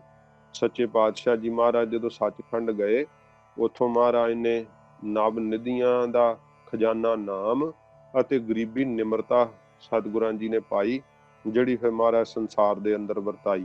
ਤੇ ਉੱਥੇ ਦਾ ਜ਼ਿਕਰ ਜਿਹੜਾ ਹੈ ਉਹ ਆਉਂਦਾ ਹੈ ਕਿ ਅਕਾਲ ਪੁਰਖ ਵਾਹਿਗੁਰੂ ਜੀ ਨੇ ਸੱਚੇ ਪਾਤਸ਼ਾਹ ਜੀ ਮਹਾਰਾਜ ਨੂੰ, ਕਿਉਂਕਿ ਸਤਿਗੁਰੂ ਜੀ ਆਪ ਹੀ ਨਿਰੰਕਾਰ ਸਰੂਪ ਨੇ, ਇਹ ਨਿਰੰਕਾਰ ਦੀ ਲੀਲਾ ਹੈ ਕਿ ਵਾਹਿਗੁਰੂ ਨੇ ਆਪਣਾ ਸਰਗੁਣ ਸਰੂਪ ਗੁਰੂ ਨਾਨਕ ਸਾਹਿਬ ਰੂਪ ਹੋ ਕਰਕੇ ਧਾਰਿਆ, ਤੇ ਆਪਣੇ ਸਰਗੁਣ ਸਰੂਪ ਨੂੰ ਹੀ ਆਪ ਵਾਹਿਗੁਰੂ ਜੀ ਨੇ ਪ੍ਰਕਾਸ਼ ਸਰੂਪ ਜੀ ਨੇ ਇਹ ਮੰਤਰ ਜਿਹੜਾ ਸੀ ਦੁਨੀਆ ਦੀ ਕਲਿਆਣ ਵਾਸਤੇ ਬਖਸ਼ਿਸ਼ ਕੀਤਾ। ਇੱਕ ਓੰਕਾਰ ਤੋਂ ਲੈ ਕੇ ਗੁਰ ਪ੍ਰਸਾਦ ਤੱਕ ਤੇ ਫਿਰ ਸੱਚੇ ਪਾਤਸ਼ਾਹ ਗੁਰੂ ਨਾਨਕ ਸਾਹਿਬ ਜੀ ਨੇ ਅੱਗੋਂ ਉਸਤਤੀ ਵਿੱਚ ਇਹ ਉਚਾਰਨ ਕੀਤਾ, ਜਪ ਆਦਿ ਸੱਚ ਜੁਗਾਦਿ ਸੱਚ ਹੈ ਭੀ ਸੱਚ, ਨਾਨਕ ਹੋਸੀ ਭੀ ਸੱਚ। ਇਹ ਸੱਚੇ ਪਾਤਸ਼ਾਹ ਜੀ ਮਹਾਰਾਜ ਅੱਗੋਂ ਅਕਾਲ ਪੁਰਖ ਵਾਹਿਗੁਰੂ ਜੀ ਦੀ ਉਸਤਤ ਵਿੱਚ ਮਹਾਰਾਜ ਸੱਚੇ ਪਾਤਸ਼ਾਹ ਜੀ ਨੇ ਉਚਾਰਨ ਕੀਤਾ। ਤੇ ਫਿਰ ਵਾਹਿਗੁਰੂ ਜੀ ਨੇ ਆਗਿਆ ਕੀਤੀ ਹੈ ਕਿ ਇਸ ਮੰਤਰ ਨੂੰ ਮਿਲਾ ਕੇ ਤੁਸੀਂ ਸੰਸਾਰ ਨੂੰ ਜਿਹੜਾ ਉਹ ਠਾਰੋ। ਤੇ ਮਹਾਰਾਜ ਸੱਚੇ ਪਾਤਸ਼ਾਹ ਜੀ ਨੇ ਫਿਰ ਜਿਹੜਾ ਹੈ ਕਲਯੁਗ ਬਾਬੇ ਤਾਰਿਆ, ਸੱਚ ਨਾਮ ਪੜ੍ਹ ਮੰਤਰ ਸੁਣਾਇਆ। ਮਹਾਰਾਜ ਸੱਚੇ ਪਾਤਸ਼ਾਹ ਜੀ ਨੇ ਤਪਦੇ ਹੋਏ ਕਲਯੁਗ ਨੂੰ ਫਿਰ ਮਹਾਰਾਜ ਸਾਹਿਬ ਜੀ ਨੇ ਤਾਰਨਾ ਕੀਤਾ, ਇਹ ਮੂਲ ਮੰਤਰ ਦੀ ਬਖਸ਼ਿਸ਼ ਕਰਕੇ। ਗਰੀਬ ਨਵਾਜ ਸੱਚੇ ਪਾਤਸ਼ਾਹ ਜੀ ਮਹਾਰਾਜ ਅੱਗੇ ਜਿਵੇਂ ਫਿਰ ਸਤਿਗੁਰੂ ਜੀ ਜਿਹੜਾ ਹੈ ਉਚਾਰਨ ਕਰਦੇ ਆ ਕਿ ਜਪ ਬਾਣੀ ਦਾ ਨਾਮ ਹੀ ਹੈ। ਮੂਲ ਮੰਤਰ ਬਾਰੇ ਬਹੁਤ ਜ਼ਿਆਦਾ ਵਿਸਥਾਰ ਹੈ, ਕਿਉਂਕਿ ਬੜੇ ਸ਼ੰਕੇ ਆ, ਉਹਨਾਂ ਸ਼ੰਕਿਆਂ ਦੇ ਉੱਤਰ ਵੀ ਹੈ। ਤੇ ਪਰ ਜਿਹੜਾ ਕੋਈ ਮੰਤਰ ਨੂੰ ਜਪੇ, ਮੰਤਰ ਆਪਣਾ ਉਹਨੂੰ ਸਪਰਸ਼ ਦਿੰਦਾ ਹੈ। ਜੇ ਗੁਰਪ੍ਰਸਾਦ ਤੱਕ ਹੀ ਜਪੇ ਤਾਂ ਉਹਨਾਂ ਵਾਸਤੇ ਵਿਦਵਾਨਾਂ ਦੀ ਰਾਏ ਇਹ ਹੈ ਵੀ ਜਿਹੜੇ ਤੇ ਕਿਉਂਕਿ ਨਿਰੰਕਾਰ ਵਾਹਿਗੁਰੂ ਜੀ ਨੂੰ ਮਿਲਣ ਵਾਸਤੇ ਗੁਰੂ ਜੀ ਦੀ ਲੋੜ ਹੈ। ਤੇ ਜੇ ਕੋਈ ਸਮਰੱਥ ਹੈ, ਕਹਿੰਦਾ ਵੀ ਮੈਨੂੰ ਗੁਰੂ ਜੀ ਦੀ ਲੋੜ ਨਹੀਂ, ਮੈਂ ਸਿੱਧਾ ਪਰਮੇਸ਼ਰ ਨੂੰ ਮਿਲ ਸਕਦਾ, ਤਾਂ ਉਹ ਫਿਰ ਗੁਰਪ੍ਰਸਾਦ ਤੱਕ ਹੀ ਭਾਵੇਂ ਜਪ ਲਵੇ। ਪਰ ਜਿਹਨੂੰ ਗੁਰੂ ਨਾਨਕ ਦੇਵ ਸੱਚੇ ਪਾਤਸ਼ਾਹ ਜੀ ਮਹਾਰਾਜ ਦੀ ਲੋੜ ਹੈ ਕਿ ਮਹਾਰਾਜ ਮੈਂ ਤਾਂ ਨਹੀਂ ਪਰਮੇਸ਼ਰ ਨੂੰ ਮਿਲ ਸਕਦਾ ਇਕੱਲਾ ਆਪ, ਤੁਸੀਂ ਆਪ ਕਿਰਪਾ ਕਰਕੇ ਮਹਾਰਾਜ ਸਾਹਿਬ ਜੀ ਮੈਨੂੰ ਮਿਲੋ, ਤਾਂ ਫਿਰ ਉਹਨੂੰ ਗੁਰੂ ਸਾਹਿਬ, ਜੇ ਤਾਂ ਗੁਰੂ ਨਾਨਕ ਸਾਹਿਬ ਜੀ ਨੂੰ ਵਿਚੋਲਾ ਪਾਉਣਾ ਤਾਂ ਫਿਰ ਨਾਨਕ ਹੋਸੀ ਭੀ ਸੱਚ ਤੱਕ ਜਿਹੜਾ ਹੈ ਉਹ ਜਪਣਾ ਚਾਹੀਦਾ ਹੈ। ਇਉਂ ਇਹ ਸੱਚੇ ਪਾਤਸ਼ਾਹ ਜੀ ਮਹਾਰਾਜ ਗਰੀਬ ਨਵਾਜ ਦਾ ਬਖਸ਼ਿਆ ਹੋਇਆ ਸਤਿਗੁਰਾਂ ਜੀ ਦਾ ਮੰਤਰ ਵਾ। ਜੇ ਜਿਹੜੇ ਹੈ ਸਰੋਤੇ ਇੱਛਾ ਕਰਨਗੇ ਵੀ ਇਹਦਾ ਵਿਸਥਾਰ ਹੋਰ ਕਰਨਾ ਚਾਹੀਦਾ ਤਾਂ ਵਿਸਥਾਰ ਭਾਈ ਸਾਹਿਬ ਜੀ ਨੇ ਵੀ ਬਹੁਤ ਜਿੱਦਾਂ ਲਿਖਿਆ ਹੈ।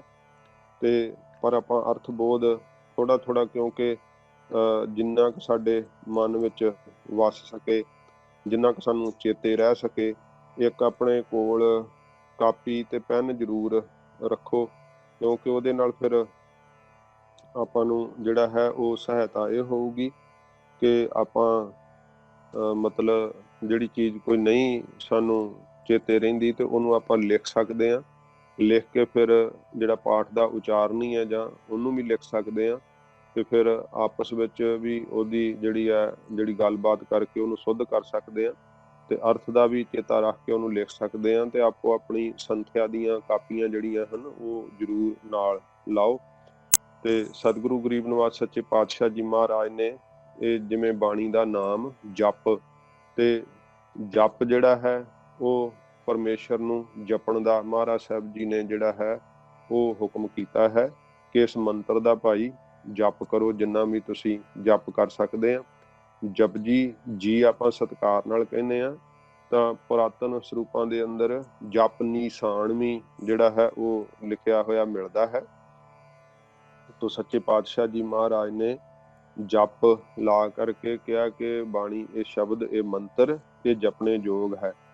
ਫਿਰ ਸੱਚੇ ਪਾਤਸ਼ਾਹ ਜੀ ਮਹਾਰਾਜ ਨੇ ਕਿਹਾ ਜਦੋਂ ਆਦਿ ਸੱਚ, ਆਦਿ ਭਾਵ ਜਦੋਂ ਆਦਿ ਵਿੱਚ ਕੁਝ ਵੀ ਨਹੀਂ ਸੀਗਾ, ਨਾ ਸੂਰਜ ਸੀ, ਨਾ ਚੰਦਰਮਾ ਸੀ, ਨਾ ਧਰਤੀ ਸੀ, ਨਾ ਪੌਣ ਸੀ, ਨਾ ਪਾਣੀ ਸੀ, ਕੁਛ ਵੀ ਨਹੀਂ ਸੀਗਾ, ਉਦੋਂ ਵੀ ਪਰਮੇਸ਼ਰ ਸੱਚ ਸੀ। ਆਦਿ ਦੱਦੇ ਨੂੰ ਸਿਹਾਰੀ ਲਾ ਕੇ ਬੋਲੀਦਾ, ਆਦੇ ਜੇ ਪੜਾਂਗੇ ਤਾਂ ਫਿਰ ਉਹ ਗਲਤ ਹੋ ਜਾਏਗਾ, ਸਿਹਾਰੀ ਦੀ ਮਾਤਰਾ ਹੀ ਲਾਉਣੀ ਹੈ, ਦੱਦੇ ਸਿਹਾਰੀ ਦੇ ਆਦਿ। ਫਿਰ ਜੇ ਔਂਕੜ ਨਹੀਂ ਸੱਚ ਦਾ ਚੱਚੇ ਨੂੰ ਲਾਵਾਂਗੇ ਫਿਰ ਸੱਚ ਨਹੀਂ ਚੱਚੇ ਔਂਕੜ ਲਾਉਣਾ, ਸੱਚ। ਤੇ ਸੱਚੋ ਜੇ ਲਾਵਾਂਗੇ ਫਿਰ ਹੋੜਾ ਲੱਗਦਾ। ਆਦਿ ਸੱਚ, ਆਦਿ ਵਿੱਚ ਮੁੱਢ ਵਿੱਚ ਉਹ ਪਰਮੇਸ਼ਰ ਸੱਚ ਸੀਗਾ। ਜਦੋਂ ਇਹ ਸਾਰੀ ਕਾਇਨਾਤ ਨਹੀਂ ਸੀ, ਜਦੋਂ ਇਹ ਕੁਝ ਰਚਨਾ ਨਹੀਂ ਸੀ, ਮਾਰੂ ਰਾਗ ਦੇ ਵਿੱਚ ਸੱਚੇ ਪਾਤਸ਼ਾਹ ਜੀ ਮਹਾਰਾਜ ਨੇ ਕਿਹਾ, ਉਸ ਸਮੇਂ ਦੇ ਚਿਤਰਨ ਨੂੰ ਮਹਾਰਾਜ ਸਾਹਿਬ ਜੀ ਨੇ ਚਿਤਰਿਆ ਕਿ ਜਦੋਂ ਸਾਰੀ ਇਹ ਸ੍ਰਿਸ਼ਟੀ ਦੀ ਰਚਨਾ ਨਹੀਂ ਸੀਗੀ, ਉਦੋਂ ਕੀ ਸੀ? ਮਹਾਰਾਜ ਨੇ ਕਿਹਾ ਅਰਬਦ ਨਰਬਦ ਧੁੰਦੂਕਾਰਾ, ਉਦੋਂ ਧੁੰਦ ਹੀ ਧੁੰਦ ਸੀਗੀ। ਉਹ 36 ਯੁੱਗ ਦਾ ਸਮਾਂ ਮਹਾਰਾਜ ਸਾਹਿਬ ਜੀ ਨੇ ਲਿਖਿਆ ਕਿ 36 ਯੁੱਗ ਕੀਓ ਗੁਬਾਰਾ। ਉਹ 36 ਯੁੱਗ ਇਹੋ ਜਿਹਾ ਸੀਗਾ ਸਮਾਂ ਜਦੋਂ ਨਾ ਸੂਰਜ ਸੀ, ਨਾ ਚੰਦਰਮਾ ਸੀ, ਨਾ ਪਾਣੀ ਸੀ, ਨਾ ਧਰਤੀ ਸੀ, ਕੁਛ ਵੀ ਨਹੀਂ ਸੀਗਾ ਇਹ ਜੋ ਸਾਨੂੰ ਦ੍ਰਿਸ਼ਟਮਾਨ ਦਿਸਦਾ ਹੈ। ਉਦੋਂ ਪਰਮੇਸ਼ਰ ਆਪਣੇ ਆਪ ਵਿੱਚ ਆਪ ਹੀ ਤਾੜੀ ਲਾ ਕਰਕੇ, ਜਿਹੜਾ ਸੀ ਭਾਵ ਸਮਾਧੀ ਲਾ ਕਰਕੇ, ਸੁਣਨਾ ਕਲਾ ਰਹਾਇੰਦਾ, ਐਸੇ ਸ਼ਬਦ ਮਹਾਰਾਜ ਸੱਚੇ ਪਾਤਸ਼ਾਹ ਜੀ ਨੇ ਆਖੇ ਹੈ।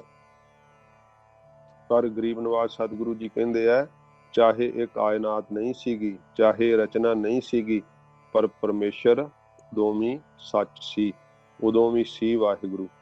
ਤੇ ਫਿਰ ਜਦੋਂ ਯੁੱਗਾਂ ਆਦਿਕ ਦੀ ਰਚਨਾ ਹੋਈ ਹੈ ਤੇ ਸੱਚੇ ਪਾਤਸ਼ਾਹ ਜੀ ਮਹਾਰਾਜ ਕਹਿੰਦੇ ਜਦੋਂ ਸਮਾਂ ਰਚਿਆ ਗਿਆ ਹੈ, ਇਹ ਸਾਰੀ ਕਾਇਨਾਤ ਰਚੀ ਗਈ ਹੈ, ਜਦੋਂ ਇਹ ਸਾਰੀ ਦ੍ਰਿਸ਼ਟਮਾਨ ਸਾਨੂੰ ਸ੍ਰਿਸ਼ਟੀ ਦਿਸਣ ਲੱਗੀ ਹੈ, ਵਾਹਿਗੁਰੂ ਨੇ ਇਹਦੀ ਰਚਨਾ ਕੀਤੀ ਹੈ। ਤੇ ਇਸ ਯੁੱਗਾਂ ਆਦਿਕ ਦੇ ਮਹਾਰਾਜ ਸਾਹਿਬ ਜੀ ਕਹਿੰਦੇ ਅੰਦਰ ਵੀ ਵਾਹਿਗੁਰੂ ਜੀ ਸੱਚ ਹੈ, ਕਿਉਂਕਿ ਜਿਹੜੀਆਂ ਚੀਜ਼ਾਂ ਸਤਿਯੁਗ ਅੰਦਰ ਹੋ ਬੀਤੀਆਂ ਹੁਣ ਨਹੀਂ ਹੈਗੀਆਂ, ਜਿਹੜੀਆਂ ਦੁਆਪਰ ਤ੍ਰੇਤੇ ਦੇ ਅੰਦਰ ਉਹ ਹੁਣ ਨਹੀਂ ਹੈਗੀਆਂ। ਫਿਰ ਜਦੋਂ ਕਲਯੁਗ ਤੋਂ ਬਾਅਦ ਕਹਿੰਦੇ ਸਤਿਯੁਗ ਲੱਗਦਾ ਹੈ, ਇਹ ਚੱਕਰ ਸਮੇਂ ਦਾ ਚੱਲਦਾ ਤੇ ਇਹ ਚੀਜ਼ਾਂ ਉਦੋਂ ਨਹੀਂ ਹੋਣਗੀਆਂ। ਪਰ ਪਰਮੇਸ਼ਰ ਯੁੱਗਾਂ ਦੀ ਚੌਂਕੜੀ ਦੇ ਅੰਦਰ ਵੀ ਜਿਹੜਾ ਹੈ ਇੱਕੋ ਜਿਹਾ ਹੀ ਰਹਿੰਦਾ ਹੈ। ਇਸ ਕਰਕੇ ਸੱਚੇ ਪਾਤਸ਼ਾਹ ਜੀ ਮਹਾਰਾਜ ਕਹਿੰਦੇ ਆ, ਯੁੱਗਾਂ ਦੇ ਅੰਦਰ ਵੀ ਉਹ ਤਰੀ ਕਾਲ ਆਬਾਦ ਹੈ, ਸੱਚ ਹੈ, ਸਦਾ ਰਹਿਣ ਵਾਲਾ ਹੈ। ਫਿਰ ਸਤਿਗੁਰੂ ਪਾਤਸ਼ਾਹ ਜੀ ਕਹਿੰਦੇ ਆ, ਹੈ ਵੀ ਸੱਚ, ਉਹ ਹੁਣ ਵੀ ਮਹਾਰਾਜ ਕਹਿੰਦੇ ਸੱਚਾ, ਹੁਣ ਵੀ ਉਹਦਾ ਸਰੂਪ ਜਿਹੜਾ ਹੈ ਨਾ ਉਹ ਸਤ ਸਰੂਪ ਹੈ, ਹੁਣ ਵੀ ਹੈ। ਇਹ ਨਹੀਂ ਕਿ ਪਹਿਲੋਂ ਸੀ ਤੇ ਹੁਣ ਨਹੀਂ ਹੈਗਾ। ਸੱਚੇ ਪਾਤਸ਼ਾਹ ਜੀ ਮਹਾਰਾਜ ਕਹਿੰਦੇ ਹੈ ਵੀ ਸੱਚ, ਉਹ ਹੁਣ ਵੀ ਸੱਚ ਹੈ। ਤੇ ਇਹ ਸਤਿਗੁਰਾਂ ਜੀ ਨੇ ਨਿਸ਼ਚੈ ਵਾਚਕ ਜਣਾਉਂਦਿਆਂ ਹੋਇਆ ਮਹਾਰਾਜ ਆਖਿਆ, ਨਾਨਕ ਹੋਸੀ ਵੀ ਸੱਚ। ਸੱਚੇ ਪਾਤਸ਼ਾਹ ਜੀ ਮਹਾਰਾਜ ਕਹਿੰਦੇ ਆਉਣ ਵਾਲੇ ਸਮੇਂ ਵਿੱਚ ਵੀ ਪਰਮੇਸ਼ਰ ਸਦਾ ਸਤ ਸਰੂਪ ਰਹੇਗਾ, ਉਹ ਸਦਾ ਹੀ ਸਤ ਹੈ, ਉਹ ਸਾਡਾ ਅਸਲ ਹੈ। ਜਦੋਂ ਆਪਾਂ ਇਸ ਮੰਤਰ ਦਾ ਜਾਪ ਸੁੱਧ ਉਚਾਰਨ ਕਰੀਏ, ਇਹਦਾ ਫਲ ਜਿਹੜਾ ਹੈ ਉਹ ਦੱਸਿਆ ਨਹੀਂ ਜਾ ਸਕਦਾ।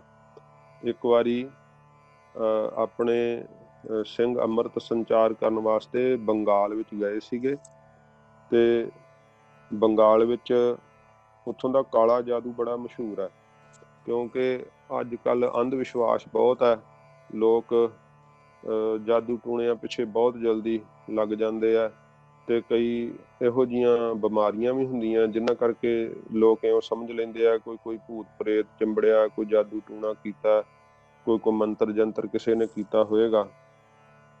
ਤੇ ਆਮ ਹੀ ਇਹ ਕਹਾਵਤ ਹੈ ਕਿ ਬੰਗਾਲ ਦਾ ਜਿਹੜਾ ਕਾਲਾ ਜਾਦੂ ਆ ਬੜਾ ਮਸ਼ਹੂਰ ਹੈ। ਤੇ ਉੱਥੇ ਇੱਕ ਅਸਥਾਨ ਹੈਗਾ ਗੁਰੂ ਨਾਨਕ ਸਾਹਿਬ ਜੀ ਮਹਾਰਾਜ ਦਾ, ਉਹਦਾ ਨਾਮ ਹੈਗਾ ਗੁਰੂ ਨਾਨਕਵਾੜੀ। ਉਸ ਦੇ ਅੰਦਰ ਅੱਧੇ ਪਾਸੇ ਦੇ ਅੰਦਰ ਰਾਜਨਵਾੜੀ ਹੈ, ਵੀ ਰਾਜੇ ਦਾ ਮਹਿਲ ਹੈ, ਇੱਕ ਬੰਨੇ ਗੁਰੂ ਨਾਨਕਵਾੜੀ ਭਾਵ ਗੁਰੂ ਨਾਨਕ ਸਾਹਿਬ ਜੀ ਮਹਾਰਾਜ ਦਾ ਸਥਾਨ ਬਣਿਆ। ਸਥਾਨਕ ਸੰਗਤਾਂ ਉੱਥੇ ਆਉਂਦੀਆਂ, ਨਮਸਕਾਰ ਕਰਦੀਆਂ, ਗੁਰੂ ਗ੍ਰੰਥ ਸਾਹਿਬ ਜੀ ਦਾ ਪ੍ਰਕਾਸ਼ ਹੈ। ਤੇ ਆਪਣੇ ਉਹ ਭੂਮੀਏ ਚੋਰ ਉੱਤੇ ਵੀ ਮਹਾਰਾਜ ਸਾਹਿਬ ਜੀ ਨੇ ਉੱਥੇ ਬਖਸ਼ਿਸ਼ ਕੀਤੀ ਸੀਗੀ। ਤੋ ਗੁਰੂ ਨਾਨਕ ਸਾਹਿਬ ਜੀ ਮਹਾਰਾਜ ਸਾਹਿਬ ਜੀ ਦੀ ਉਹ ਪਵਿੱਤਰ ਯਾਦਗਾਰ ਹੈ। ਤੇ ਜਦੋਂ ਆਪਣੇ ਸਿੰਘ ਉੱਥੇ ਗਏ ਸੀਗੇ, ਨਾਲੇ ਸਥਾਨ ਦੇ ਦਰਸ਼ਨ ਕੀਤੇ, ਤੇ ਉਹਨਾਂ ਨੇ ਬੜਾ ਚਾਅ ਕੀਤਾ, ਬਹੁਤ ਸੇਵਾ ਕੀਤੀ ਸਿੰਘਾਂ ਦੀ। ਤੇ ਫਿਰ ਸਿੰਘਾਂ ਨੇ ਉਹਨਾਂ ਨੂੰ ਪ੍ਰੇਮ ਨਾਲ ਪੁੱਛਿਆ ਕਿ ਇੱਥੇ ਜਿਹੜਾ ਤੁਹਾਡੇ ਕਾਲਾ ਜਾਦੂ ਕਹਿੰਦੇ ਆ, ਉਹਦਾ ਉਹ ਕਿਵੇਂ ਮੰਤਰ ਪੜ੍ਹਿਆ ਜਾਂਦਾ, ਉਹ ਕਾਲਾ ਜਾਦੂ ਦੇ ਮੰਤਰ ਕਿਹੜੇ ਆ, ਉਹ ਸਾਨੂੰ ਦੱਸੋ। ਤੇ ਉਹ ਹੱਸ ਕੇ ਅੱਗੋਂ ਕਹਿੰਦੇ ਕਿ ਬਾਬਾ ਜੀ ਹਮਾਰੇ ਪਾਸ ਤੇ ਇੱਕ बड़ा मंत्र है, काला जादू भी उससे काट देते हैं, काले जादू का मंत्र भी उससे काटा जाता है, भाव खत्म किया जाता है। तो कहते दसो सानू किहड़ा वा मंत्र। ਉਹਨਾਂ ਨੇ ਫਿਰ ਵੱਡੇ ਸ਼ੀਸ਼ੇ ਦੇ ਵਿੱਚ ਮੜਿਆ ਹੈਗਾ ਸੀਗਾ, ਤੇ ਉਹ ਮੂਲ ਮੰਤਰ ਲਿਖਿਆ ਸੀਗਾ ਉਹਦੇ ਤੇ ਉਹ ਕਹਿੰਦੇ ਤੇ ਮੂਲ ਮੰਤਰ ਹੈ, ਗੁਰੂ ਨਾਨਕ ਸਾਹਿਬ ਜੀ महाराज ने बख्शिया। कहते हम इधर सब इसको बड़ा मंत्र बोलते हैं कि इसके मंत्र के सामने कोई काला जादू नहीं असर करता। तो ਉਹਨਾਂ ਦੀ ਇਹ ਸ਼ਰਧਾ ਸੀ, ਇਸ ਕਰਕੇ ਉਹ ਆਪਣੇ ਤਰੀਕੇ ਨਾਲ ਮੂਲ ਮੰਤਰ ਨੂੰ ਬੜਾ ਮੰਤਰ ਬੋਲਦੇ ਸੀਗੇ। ਸਤਿਗੁਰੂ ਜੀ ਦੇ ਇਸ ਮੰਤਰ ਵਿੱਚ ਕਿੰਨੀ ਕੁ ਸ਼ਕਤੀ ਪ੍ਰਕਾਸ਼ਦੀ ਹੈ, ਇਹ ਆਪਾਂ ਜਿਹੜਾ ਹੈ ਇੱਕ ਮਨੁੱਖੀ ਦਿਮਾਗ ਨਾਲ, ਛੋਟੀ ਸੋਚ ਨਾਲ ਬਿਆਨ ਨਹੀਂ ਕਰ ਸਕਦੇ। ਸੱਚੇ ਪਾਤਸ਼ਾਹ ਜੀ ਮਹਾਰਾਜ ਤਾਂ ਇੱਕ ਪ੍ਰਕਾਸ਼ ਦਾ ਸੋਮਾ ਨੇ। ਮਹਾਰਾਜ ਦੀ ਬਾਣੀ ਇੱਕ ਪ੍ਰਕਾਸ਼ ਹੈ। ਗੁਰਬਾਣੀ ਇਸ ਜਗ ਮਹਿ ਚਾਨਣ, ਕਰਮ ਵਸੈ ਮਨ ਆਏ। ਜਿਹਦੇ ਤੇ ਮਹਾਰਾਜ ਦੀ ਕਰਮ ਬਖਸ਼ਿਸ਼ ਹੁੰਦੀ ਹੈ, ਉਹਦੇ ਅੰਦਰ ਆ ਕਰਕੇ ਇਹ ਬਖਸ਼ਿਸ਼ ਜਿਹੜੀ ਹੈ ਵਸ ਜਾਂਦੀ ਹੈ। ਜਿਵੇਂ ਜਿਵੇਂ ਇਸ ਮੰਤਰ ਦਾ ਸੁੱਧ ਉਚਾਰਨ ਕਰੀਏ ਤੇ ਫਿਰ ਅਰਥਾਂ ਦੇ ਸਮੇਤ ਅਰਥ ਭਾਵ ਮਨ ਵਿੱਚ ਵਸਾ ਕਰਕੇ ਤੇ ਜਾਪ ਕਰੀਏ ਤੇ ਫਿਰ ਇਹ ਮੰਤਰ ਆਪ ਦੀ ਸ਼ਕਤੀ ਦਾ ਸਪਰਸ਼ ਦਿੰਦਾ ਹੈ। ਜਾਪਕ ਨੂੰ ਪਤਾ ਲੱਗਣ ਲੱਗ ਜਾਂਦਾ ਹੈ ਕਿ ਮੈਂ ਜਿਹੜਾ ਹੈ ਉਹ ਜਾਪ ਕਰ ਰਿਹਾ, ਜਿਹੜਾ ਹੈ ਮੰਤਰ ਨੂੰ ਜਪ ਰਿਹਾ ਹਾਂ। ਮੰਤਰ ਆਪਣਾ ਸਪਰਸ਼ ਜਿਹੜਾ ਹੈ ਉਹ ਸਤਿਗੁਰੂ ਜੀ ਕਹਿੰਦੇ ਭਾਈ ਬਖਸ਼ਿਸ਼ ਜ਼ਰੂਰ ਕਰੇਗਾ ਜੇ ਕੋਈ ਭਾਵਨਾ ਨਾਲ ਸ਼ਰਧਾ ਨਾਲ ਜਪਦਾ ਹੈ। ਸਤਿਗੁਰੂ ਜੀ ਨੇ ਕਿਹਾ ਨਾ, ਵਾਹੋ ਵਾਹੋ ਪੂਰੇ ਗੁਰ ਕੀ ਬਾਣੀ, ਪੂਰੇ ਗੁਰ ਤੇ ਉਪਜੀ ਸਾਚ ਸਮਾਣੀ। ਇਹ ਸੱਚੇ ਵਿੱਚ ਸਮਾ ਦਿੰਦੀ ਹੈ ਸੱਚੇ ਪਾਤਸ਼ਾਹ ਜੀ ਮਹਾਰਾਜ ਦੀ ਪਵਿੱਤਰ ਬਾਣੀ। ਜਿਵੇਂ ਪੌੜੀ ਧਰਤੀ ਨਾਲ ਵੀ ਲੱਗੀ ਹੈ ਤੇ ਉਧਰੋਂ ਛੱਤ ਦੇ ਨਾਲ ਵੀ ਲੱਗੀ ਹੈ, ਇਸੇ ਤਰ੍ਹਾਂ ਸਤਿਗੁਰੂ ਜੀ ਦੀ ਇਹ ਜਿਹੜੀ ਬਾਣੀ ਹੈ ਨਾ, ਇਹ ਪੌੜੀ ਦੀ ਨਿਆਈ ਹੈ। ਇਸ ਲੋਕ ਵਿੱਚ ਵੀ ਹੈ ਤੇ ਸੱਚਖੰਡ ਤੱਕ ਵੀ ਇਸ ਦੀ ਪਹੁੰਚ ਹੈ। ਇਸੇ ਕਰਕੇ ਮਹਾਰਾਜ ਨੇ ਕਿਹਾ, ਗੁਰ ਪੌੜੀ ਬੇੜੀ ਗੁਰੂ, ਗੁਰ ਤੁਲਹਾ ਹਰ ਨਾਉ, ਗੁਰ ਸਰ ਸਾਗਰ ਬੋਹਿਥੋ, ਗੁਰ ਤੀਰਥ ਦਰਿਆਓ। ਸੱਚੇ ਪਾਤਸ਼ਾਹ ਜੀ ਮਹਾਰਾਜ ਦਾ ਮੰਤਰ ਇਹ ਬੋਹਿਥ ਦੀ ਨਿਆਈ ਹੈ, ਪੌੜੀ ਦੀ ਨਿਆਈ ਹੈ। ਜਿਹੜਾ ਹੈ ਬੋਹਿਥ ਜਹਾਜ਼ ਦੇ ਉੱਤੇ ਜਿਹੜਾ ਸਵਾਰ ਹੋ ਜਾਂਦਾ ਹੈ ਤੇ ਉਹ ਫਿਰ ਸਹਿਜੇ ਹੀ ਸਮੁੰਦਰ ਤੋਂ ਪਾਰ ਹੋ ਜਾਂਦਾ ਹੈ। ਤੇ ਇਸ ਮੰਤਰ ਦਾ ਜਿਹੜਾ ਹੈ ਅੰਮ੍ਰਿਤ ਵੇਲੇ ਗੁਰਸਿੱਖ ਜਾਪ ਕਰਦੇ ਆ ਪਿਆਰ ਦੇ ਨਾਲ, ਤੇ ਜਿੰਨਾ ਵੀ ਵੱਧ ਤੋਂ ਵੱਧ ਇਸ ਮੰਤਰ ਦਾ ਜਾਪ ਹੋ ਸਕੇ ਉਹ ਸੱਚੇ ਪਾਤਸ਼ਾਹ ਜੀ ਮਹਾਰਾਜ ਦੀ ਫਿਰ ਕਿਰਪਾ ਦਾ ਪਾਤਰ ਬਣਦਾ। ਇਹ ਸੰਖੇਪ ਰੂਪ ਵਿੱਚ ਆਪਾਂ ਮੂਲ ਮੰਤਰ ਦੇ ਜਿਹੜੇ ਆ ਅਰਥ ਕੀਤੇ ਆ। ਥੋੜਾ ਇਸ ਦਾ ਆਪਾਂ ਕੱਲ ਨੂੰ ਹੋਰ ਵਿਸਥਾਰ ਕਰ ਲਾਂਗੇ ਤੇ ਫਿਰ ਆਪਾਂ ਅੱਗੇ ਪਹਿਲੀ ਪੌੜੀ ਤੇ ਜਿੱਦਾਂ ਮਹਾਰਾਜ ਸੱਚੇ ਪਾਤਸ਼ਾਹ ਜੀ ਕਿਰਪਾ ਕਰਨਗੇ ਫਿਰ ਆਰੰਭਤਾ ਕਰ ਲਾਂਗੇ। ਗਰੀਬ ਨਿਵਾਸ ਸੱਚੇ ਪਾਤਸ਼ਾਹ ਜੀ ਦੀ ਪਵਿੱਤਰ ਬਾਣੀ ਪਹਿਲੋਂ ਮੁੱਖ ਇਹ ਭਾਵ ਲੈ ਕਰਕੇ ਚੱਲਣਾ ਕਿ ਮਨ ਦੇ ਅੰਦਰ ਜਿਹੜਾ ਹੈ ਉਹ ਇਹ ਭਾਵਨਾ ਬਣਾਉਣੀ ਕਿ ਮੈਨੂੰ ਅੰਦਰੋਂ ਮੌਤ ਦਾ ਡਰ ਨਾਸ਼ ਹੋਵੇ, ਮੇਰੀ ਕਲਿਆਣ ਹੋਵੇ, ਸਤਿਗੁਰੂ ਜੀ ਨੂੰ ਮਿਲਣ ਦੀ ਤਾਂਘ ਹੋਵੇ ਤੇ ਅੰਦਰ ਪ੍ਰੀਤ ਦਾ ਜਿਹੜਾ ਨਾ ਸੁੱਖ ਉਹ ਪ੍ਰਾਪਤ ਹੋਵੇ। ਮਹਾਰਾਜ ਮੈਨੂੰ ਪਿਆਰ ਲੱਗੇ। ਤੇ ਜੇ ਆਪਾਂ ਭਾਵੇਂ ਕਿ ਦੁੱਖਾਂ ਦੀ ਨਿਵਰਤੀ ਵਾਸਤੇ ਵੀ ਸਤਿਗੁਰੂ ਜੀ ਦੇ ਅੱਗੇ ਚੇਸ਼ਟਾ ਕਰਕੇ ਆਪਾਂ ਜਪਦੇ ਹਾਂ, ਦੁੱਖ ਮਹਾਰਾਜ ਸਾਹਿਬ ਜੀ ਨਿਵਰਤ ਕਰ ਦਿੰਦੇ ਆ। ਕਿਉਂਕਿ ਸਤਿਗੁਰੂ ਪਾਤਸ਼ਾਹ ਜੀ ਮਹਾਰਾਜ ਦਾ ਨਾਮ ਜਿਹੜਾ ਨਾ ਇਹ ਸੰਕਟ ਕਾਟ ਹੈ, ਦੁੱਖਾਂ ਦਾ ਨਾਸ਼ਕ ਹੈ। ਤੇ ਆਪਣੇ ਮਨ ਦਾ ਮਨੋਰਥ ਸਤਿਗੁਰੂ ਜੀ ਦੇ ਨਾਲ ਪਿਆਰ ਪਾਉਣ ਦਾ, ਤੇ ਫਿਰ ਇਸ ਗੁਰਬਾਣੀ ਦੇ ਸ਼ਬਦਾਂ ਦੇ ਅੰਦਰੋਂ ਸਾਨੂੰ ਆਤਮਿਕ ਜੀਵਨ ਦਾ ਸੁੱਖ ਜਿਹੜਾ ਹੈ ਉਹ ਪ੍ਰਾਪਤ ਹੋਵੇਗਾ। ਸੱਚੇ ਪਾਤਸ਼ਾਹ ਜੀ ਮਹਾਰਾਜ ਕਿਰਪਾ ਕਰਨ। ਤੇ ਹੋਰ ਜੇ ਕਿਸੇ ਦੇ ਕੋਈ ਪ੍ਰਸ਼ਨ ਹੋਇਆ ਕਰਨਗੇ ਉਹ ਆਪਾਂ ਜਿਹੜਾ ਕੋਈ ਦਿਨ ਆਪਾਂ ਨਿਸ਼ਚਿਤ ਕਰਾਂਗੇ, ਜਿਹੜਾ ਇੱਕ ਅੱਧਾ ਦਿਨ ਇਹੋ ਜਿਹਾ ਜਿਹਦੇ ਵਿੱਚ ਕਿਸੇ ਵੀ ਪ੍ਰਕਾਰ ਦਾ ਕੋਈ ਪ੍ਰਸ਼ਨ ਹੋਏਗਾ ਉਹ ਭਾਈ ਸਾਹਿਬ ਜੀ ਨਾਲ ਤੁਸੀਂ ਜਿਹੜਾ ਹੈ ਉਹ ਆਪਣਾ ਸਾਂਝਾ ਕਰ ਲੈਣਾ ਤੇ ਉਹਦੇ ਤੇ ਆਪਾਂ ਫਿਰ ਜਿਹੜਾ ਹੈ ਉਹਦਾ ਉੱਤਰ ਸਤਿਗੁਰਾਂ ਜੀ ਦੀ ਬਾਣੀ ਮੁਤਾਬਕ ਜੋ ਮਹਾਰਾਜ ਸਾਹਿਬ ਦੀ ਆਗਿਆ ਦਿੰਦੇ ਆ ਉਹਦੇ ਮੁਤਾਬਕ ਆਪਾਂ ਸਾਂਝ ਪਾ ਲਿਆ ਕਰਾਂਗੇ। ਤੇ ਅੱਜ ਇੰਨੀਆਂ ਬੇਨਤੀਆਂ ਪ੍ਰਵਾਨ ਕਰਨੀਆਂ ਤੋ ਸੱਚੇ ਪਾਤਸ਼ਾਹ ਜੀ ਮਹਾਰਾਜ ਕਿਰਪਾ ਕਰਨ। ਆਪਾਂ ਫਿਰ ਮੂਲ ਮੰਤਰ ਦਾ ਪਾਠ ਕਰਕੇ ਤੇ ਅੱਜ ਫਤਿਹ ਬੁਲਾਵਾਂਗੇ। ਇੱਕ ਓੰਕਾਰ ਸਤਿਨਾਮ ਕਰਤਾ ਪੁਰਖ ਨਿਰਭਉ ਨਿਰਵੈਰ ਅਕਾਲ ਮੂਰਤ ਅਜੂਨੀ ਸੈਭੰ ਗੁਰ ਪ੍ਰਸਾਦ ਜਪ ਆਦਿ ਸੱਚ ਜੁਗਾਦਿ ਸੱਚ ਹੈ ਭੀ ਸੱਚ ਨਾਨਕ ਹੋਸੀ ਭੀ ਸੱਚ। ਵਾਹਿਗੁਰੂ ਜੀ ਕਾ ਖਾਲਸਾ ਵਾਹਿਗੁਰੂ ਜੀ ਕੀ ਫਤਿਹ।